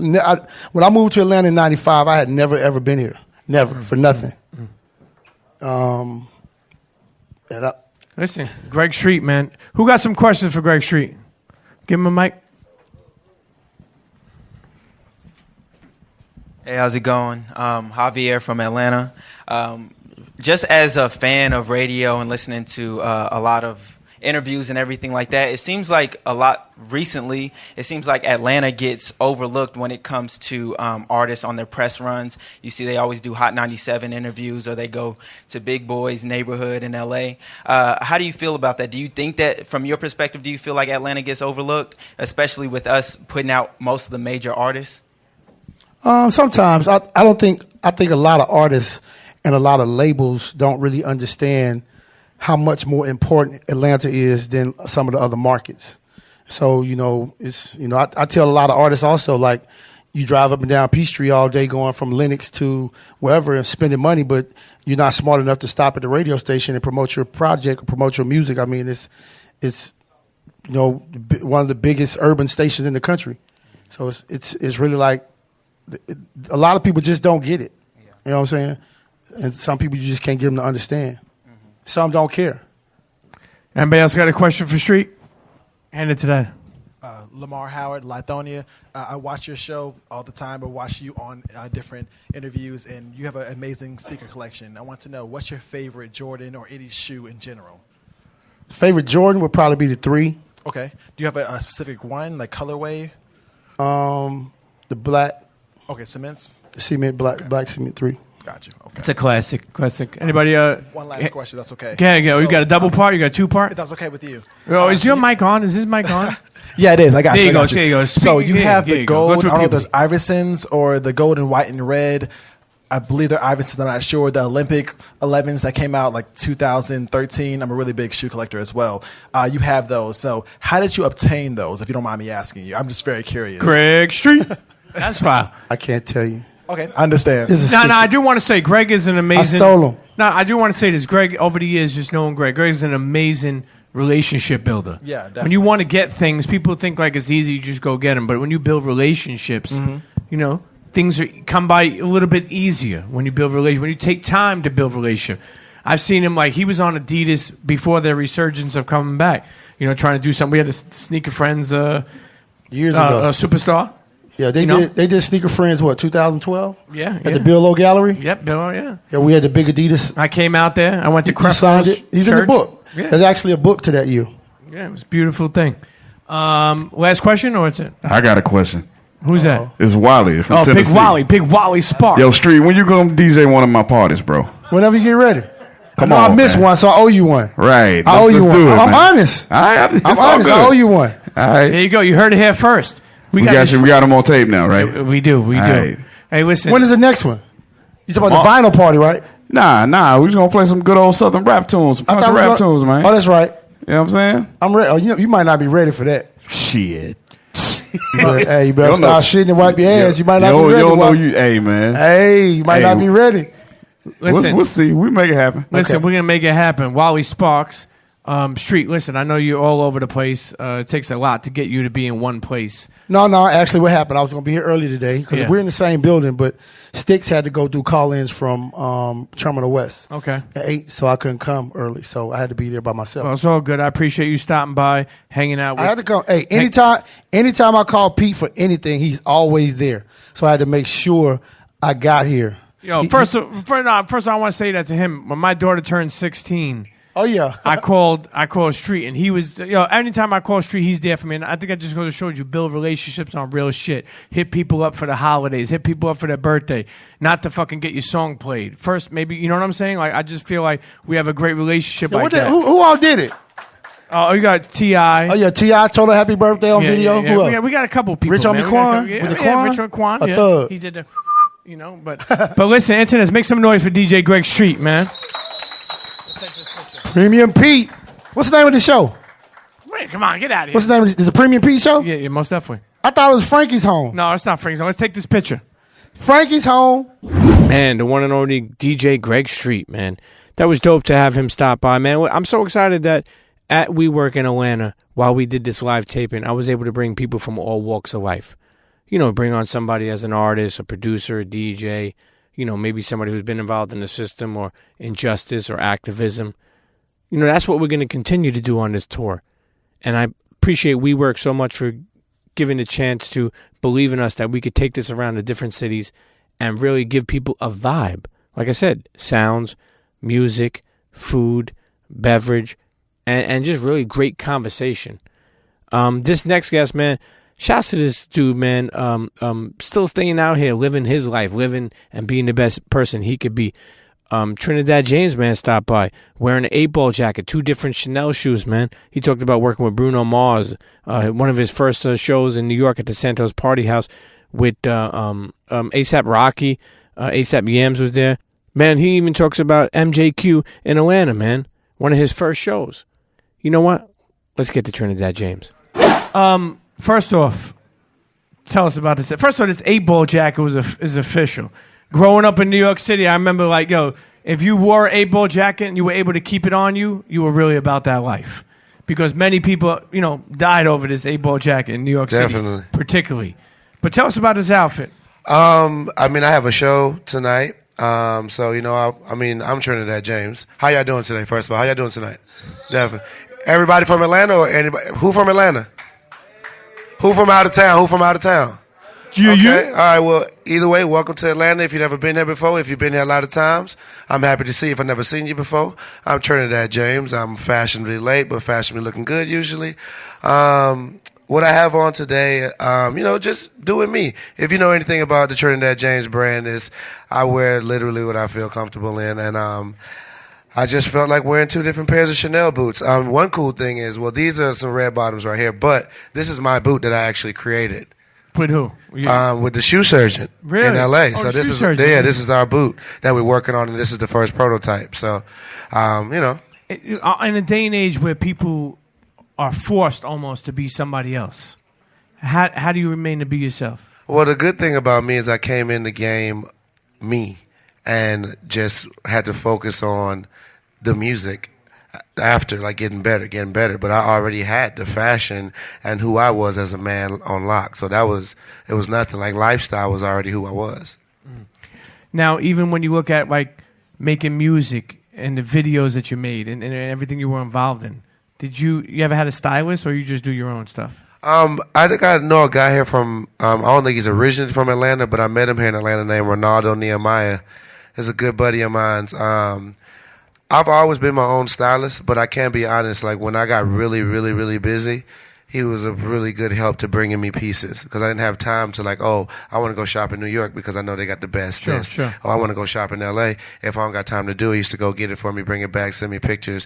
Like the simple things that I can't do. If I had 6 of me, I wouldn't need anybody, but there's only 1 of me. So Now, do you put together an outfit in your head or you just like take out pieces?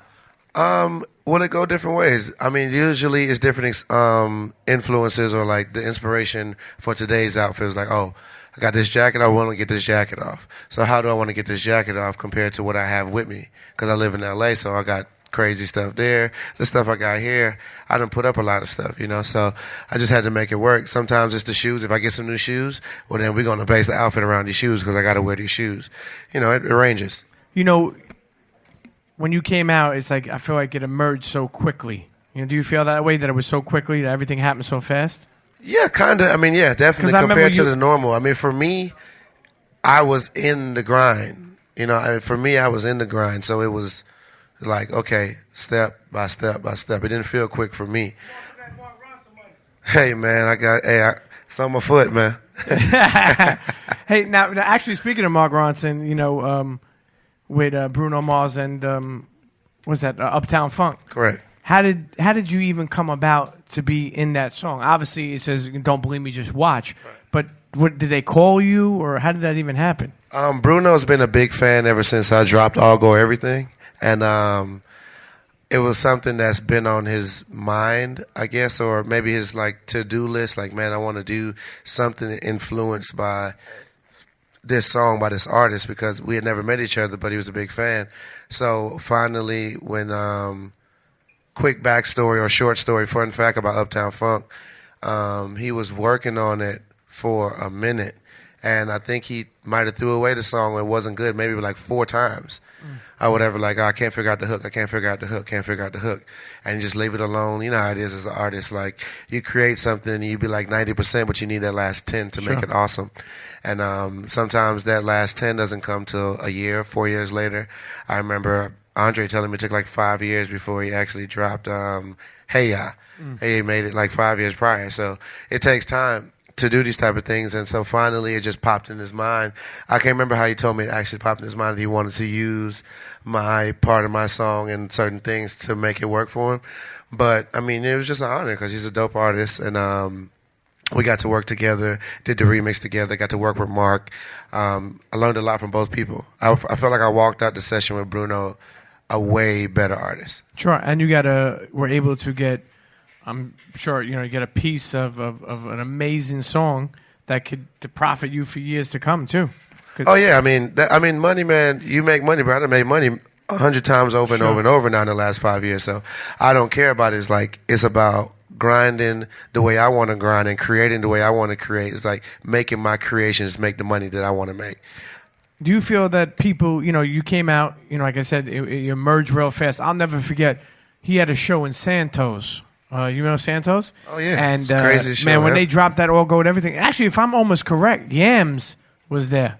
Yeah, definitely. The whole that was prior. I did my first crazy show here in Atlanta at MJQ.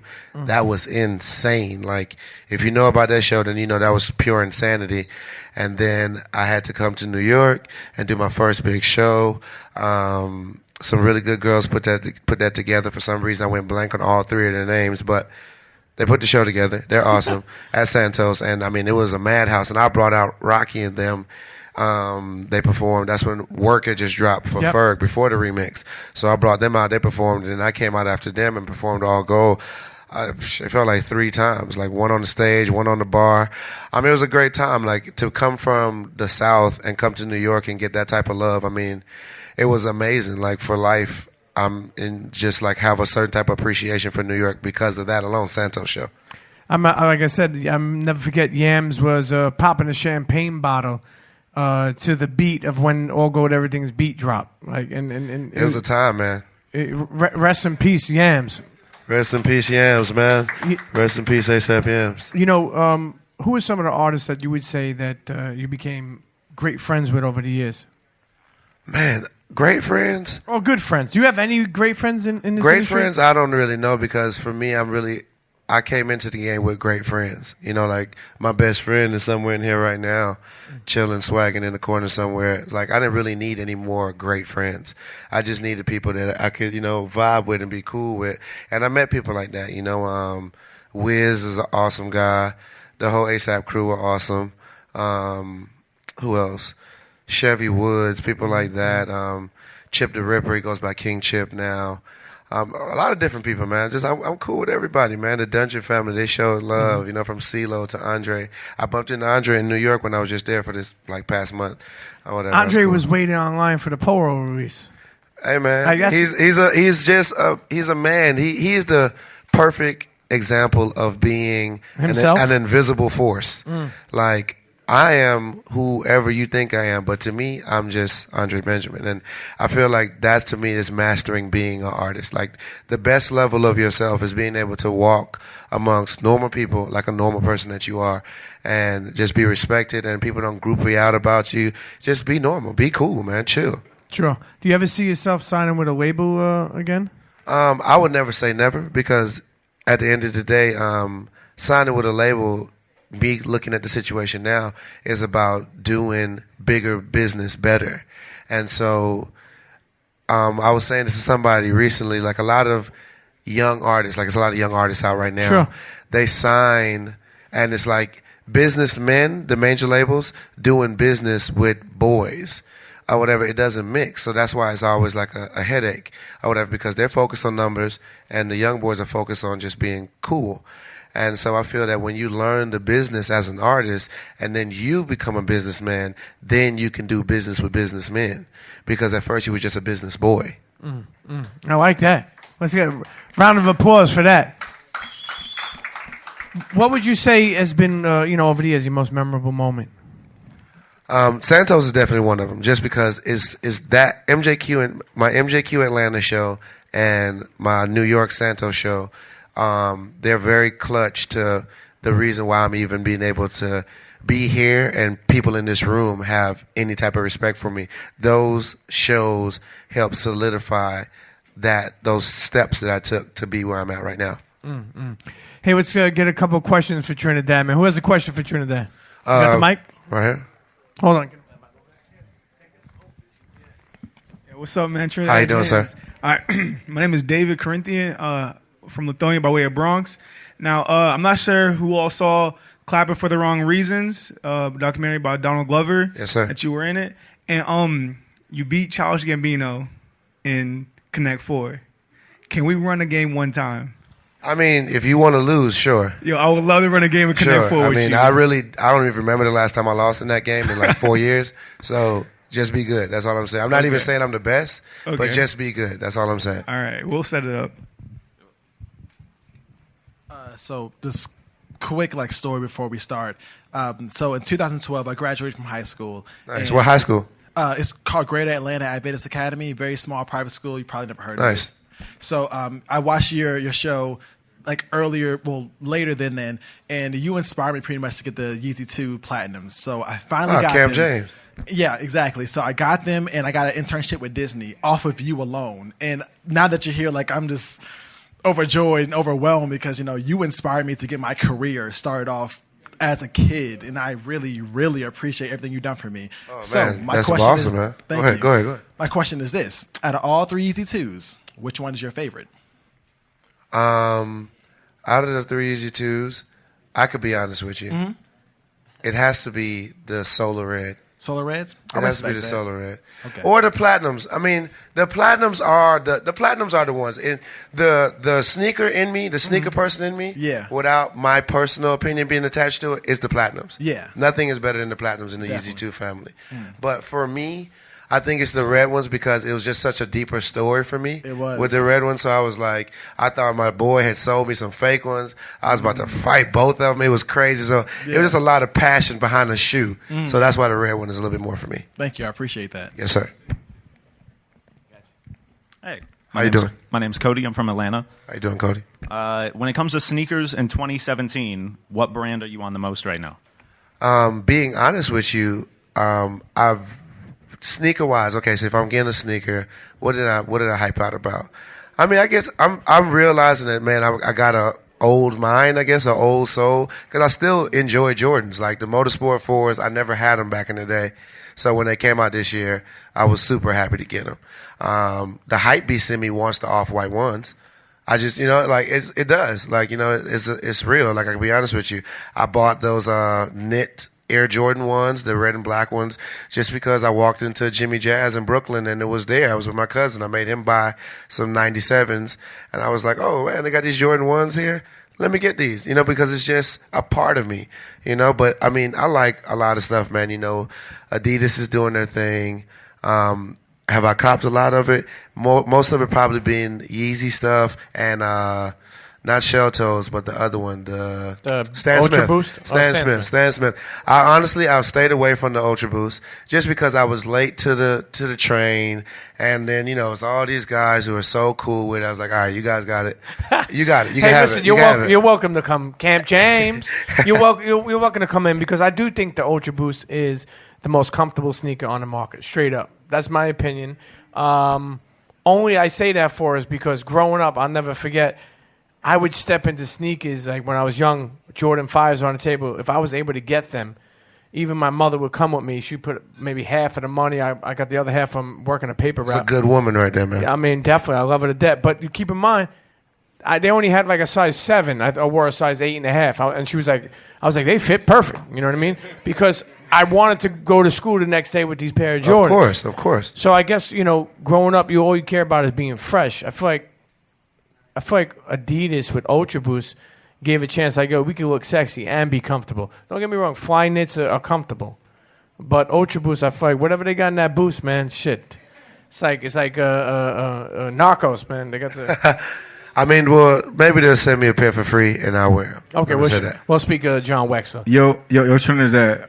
My name is Nate. Right here. Oh, I was like, where the fuck did he come from? Yeah, I was like, what? Trinidad, my What's name is up, Nate. I'm real Atlanta. I remember when you was down at a hat stop. A hat shop in on top of the underground. On top of the underground. Underground. Yes, sir. And I bought hats from you back in the. Well, I was a young dude. I had been like 16, 15. What are you, 23 now? Nah. We a little older than that, but. Oh, okay. But yeah, man. So I guess my question is, I remember buying it from you, and you was playing all your music. I seen you before you, like real talk. I was there. I seen you down there. You know what I'm saying? I remember the little shop right there. Yes, sir. I guess my question is, what'd you do with the shop? Well, I ran that shop for the person who owned the shop, and the shop literally just closed down last month. The guy opened up a new shop. It's in Brookhaven, but it's completely different. When I got that job, to give you a fun fact about that job, I always wanted a job like that. I always did. Like, it was to me my dream job. And then when I got that as my dream job, I was like, this is the worst dream I ever wished on myself, because working for somebody sucks. It sucks. Like, if they don't respect you for who you are as a man, then your dream, that's not a dream. That's torture. That's a nightmare. So that place forced me to get the hell out of there and figure out something that's going to allow me to own my own store. And that's how I got into music. Working in that same store where I saw you those hats, I was like, I'm never going to be nothing but like somebody that's cool to you, because we probably had a decent vibe, so I never really had a problem with anybody. And it felt good selling people clothes and dressing people and dressing artists and stuff like that. But I'm still me, and I still got big plans for me. And there felt like literally a small roof, like it was. And it literally, that was the motivation. I wrote All Go Everything in that same seat while I sold you the hat. Round of applause for Trinidad James. You also, besides being an artist, you also have Camp James on YouTube. Yes, sir. Which has become a hit. People look for it. Have you invested into anything else, like besides, maybe some property, maybe a tech company, or have you done anything like that? I tried out Wingstop. Really? So I bought into like 25 Wingstops. It worked out pretty nice. Really? Yeah. It's pretty smart. It's a pretty good building company. I have some pretty good advisors. Pepper. I know. I mean, it's a thing. I feel like if it was bad, the type of businessman that Ross was, he would have been stopped promoting it. Nobody never turns down the money, per se. So if the money's good, they're going to keep, pushing it. So I was like, hey, why not? Wait, you got another question? Last question. Yes, sir. How do you get 3 questions? Okay, go ahead. All right, so my question is from college students, from their standpoint. I got into shoes, I guess, later in my career, and I was blessed with the financial stability to buy the shoes that I wanted. How do you, outside of being rich, of course, how do you obtain getting the shoes that you want and getting the things that you want and maintain that along with keeping them? Because I know everyone sells stuff they have to get more things. How do you do that? Well, what I'm going to tell you, young man, is that as you get older, the one thing about it is you're going to curate your collection differently. So year by year, it's less things that you want and less things that you need, because you don't need anything when it comes to sneakers. You need the pair of shoes on your feet right now until they run a hole in them, and then you buy another pair. So that's literally could be 2 pairs a year, if that. You know what I'm saying? So that's all you really need. So buying sneakers, yeah, it's cool or whatever, but my personal opinion is each year is just gradually like, oh, I checked off the things that I really, really wanted. I hyped out enough times. I get tired of, I remember sitting at my old crib and being surrounded by, 1,200 pairs of shoes. And it's like, what are these shoes doing for me other than, literally that's how Camp James came about. I was sitting in my whole entire condo full of sneakers all around me. I had no beds in my rooms, no nothing, no couch, just one futon that I slept on. Then it turned into like a kind of mini couch that I would hang out with people there with shoes all around it. And it came to me one day like, why? What am I doing? Like, why am I doing this for?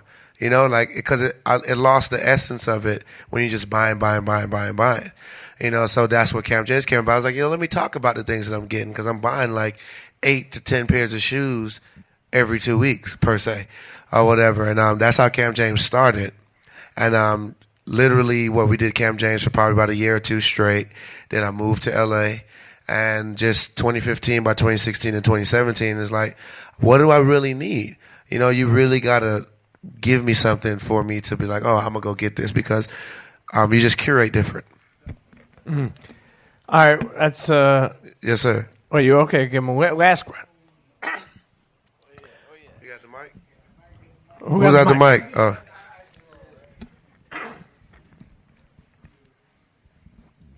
All right. I wanted to ask, since the All Go Everything video, you had the Panda ski mask. Yes. When you and designer gonna do the collab, man? Well, honestly, that was a brand called Neff. Neff, yeah. Neff. I mean, socks too. Man, he had the song called Panda. I mean, it goes hand in hand, man. Oh, I mean, what you call it is one of those type of things. We only ran into each other one time, and for me, I never force music. Music should never be forced. So, like, if we're supposed to do it, then we're going to do it. And that's just how I kind of handle situations. For me, I like to meet a person and kind of know a little bit more about them before it's like, oh, just jump in the booth. Because you might be like a type of energy that I don't want to do music with. You know. Let's make a round of applause for Trinidad James. Man, shouts to Trinidad James for stopping by Atlanta, man. I mean, listen, he's an ATL zone. I had to hit him up and tell him, like, yo, come and pull up on me and WeWork at the Premium Pete Show live tour. I told you he had 2 different shoes on. You'll see the pictures out there on the Instagram at Premium Pete Show, at Premium Pete. Listen, this next person is 2 guys, 2 twin brothers that I really respect. Open up an app called the College of Hip Hop. You know, really just giving people info, man. Shouts to anybody giving people info worthwhile. Let's get to the twin brothers who created an app called the College of Hip Hop. 2 twin brothers from Detroit. So how many minutes are you apart, or days? We 1 minute apart. Could be. I was going to say, if you said days, I was about, yeah, and your brother, you know. You know what I like about, like, you know, WeWork being a creative spot. Like I said, people, entrepreneurs, startups, all have offices here. And it's only right, like I said, for people to be inspired by people who want to follow their dreams and do things that they envision. So the College of Hip Hop, how was that created? Real quick, let the people know. Well, I'm SJ. I'm AJ. And we the collegeofhiphop.org. Shit, that was like a drop. I like that. And the College of Hip Hop basically started because we were once artists, and when we were artists, we would notice when we were going to all these conferences that none of the artists would stay for the business portion of the conference, and that part was so important. So the last conference we had went to as artists was in Cleveland, and when we drove home from Cleveland, we were thinking of something that we could do to move the culture forward and help artists. So we developed a website called the collegeofhiphop.org. And we ran a website for about 1.5 years, and then we noticed that everything was going to the phone. So then we created the College of Hip Hop app, which is actually free across all app platforms. So what's dope? What's dope about College of Hip Hop? What I like about them is that they give information, and a lot of information on contracts, a lot of information on the business, the music business. Mr. Combat Jack, thank you, sir. Thank you for stopping by. Thank you. Did you have a pickle? Thank you, brother. Like I said, more people need to start things. I think that's where it starts. And it's not about, like I said, even with WeWork, like you think about it, a lot of things are started. You know, I was in New York. We did a 1-year anniversary live show. I was meeting people that were starting apps, that were starting insurance companies through an app, that were starting, like, there's a lot of creatives. And I think the way you be creative is surround yourself around creatives. So what better place, like I said, then that's why I'm so happy to be doing it in places like this. But even with College of Hip Hop, they're taking their idea, and what they're doing is providing information. And information sometimes is shunned. Like people are like, people don't listen. But think about it. You tell somebody, like, make a left, make a right. They're like, what'd you say? You know, nobody listens. So information is the most important thing. You think about it. And when you're young, if you start working on your credit, when you're older, your credit will be great. But people don't have the patience to think that way, you know. So I'm glad that these 2 brothers literally are here, and I've been working with them and watching them develop this app, the College of Hip Hop, into an informational site where we can learn from. So did you put some books in? Yeah, we put a couple books in the bags, the giveaway bags. It's also books here. We got a couple books left. So we had released a book too. It's called 10 Steps to Profit from Your Passion. We give them away right here, but it's for sale also on Amazon. And the book basically like the cheat code for artists or entrepreneurs on how you do things. A lot of people want to start businesses, but their first thing is, what do I do? Well, the first thing, you got to believe in yourself, invest in yourself. You got to be willing to put your own money up, no matter how much you have or how little you have, because if I see your company and you don't want to put money into it from an investment standpoint, why would I want to put money into it? You got to put a lot of sweat equity into it. You got to do a lot of networking, and that's all the book about. But we give you like 10 specific steps, and you just relate it to whatever you do. We released it from a music standpoint, but if you don't do music and you want to release a app, you just put your money in the app. Where we say studio time, you put your money into finding a developer and things like that. Dope to hear from the kids from the College of Hip Hop, man. And that wraps up everybody who stopped by. Once again, I want to shout out to everyone who was in the building that night in Atlanta. It was so much energy, but more importantly, people really excited to ask questions, people engaged. And I think when you do this podcast shit, you always say to yourself, who the fuck is listening? But then when you go to these different cities and shake hands and kiss the babies, you really see who the fuck is listening. And that night was special, man. I really, really want to shout out to Kayla and Allison and Eric from WeWork and all the staff over at WeWork in Colony Square. Go check that out. Listen, one thing I told you is dope about WeWork is there's creatives there creating shit, man. That's what we do. We are all creatives. But what are you creating? So if you're in WeWork, and you got to understand, man, it's a special place, man. It's a real special place. So if you're from Atlanta, stop by WeWork Colony Square and check out what they got going on there. More importantly, I want to thank everyone who stopped by. Every single guest. I want to thank Trinidad James. I want to thank KP. I want to thank Nat Robinson, Raymond Santana. I want to thank Angela Yee. And again, I want to thank my sponsors who made it possible. Grillo's Pickles. Man, they're the world's best pickle. I told you this before. And we're going to have tables of them and their pickles at different tour stops. Head on over to GrillosPickles.com and check out where they're located at, meaning they're in every store. So if you got Kroger's, if you got Publix, if you got Stop and Shop, if you got Whole Foods, grab yourself a Grillo's Pickles and then tell me that they're not the best pickle in the world. I dare you. Now, Jason Mark, shouts to Jason Mark, jasonmark.com, and they're in every store. Nordstrom, Neiman, listen, they're all over the place, okay? And shouts to the College of Hip Hop. More importantly, too, I want to shout out my homie DJ Wally Sparks for providing the sounds at this event in Atlanta. Man, Wally's a real good dude, a real native, really just doing his thing, just a real talented, special dude. So shouts to Wally Sparks. Again, internets, listen, our next stop is in Philadelphia, November 15th at the WeWork Northern Liberties, 6 to 9 p.m. The RSVP link will be out soon. I'd say check my Instagram bio or check Twitter. You will see it pop up.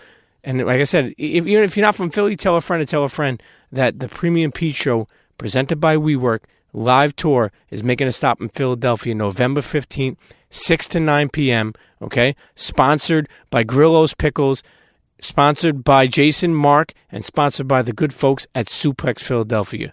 Listen, it's going to be a movie. You don't want to miss it. Internets, peace. Internets, if you loved what you just heard, do me a favor, please. Go over to iTunes, subscribe, rate.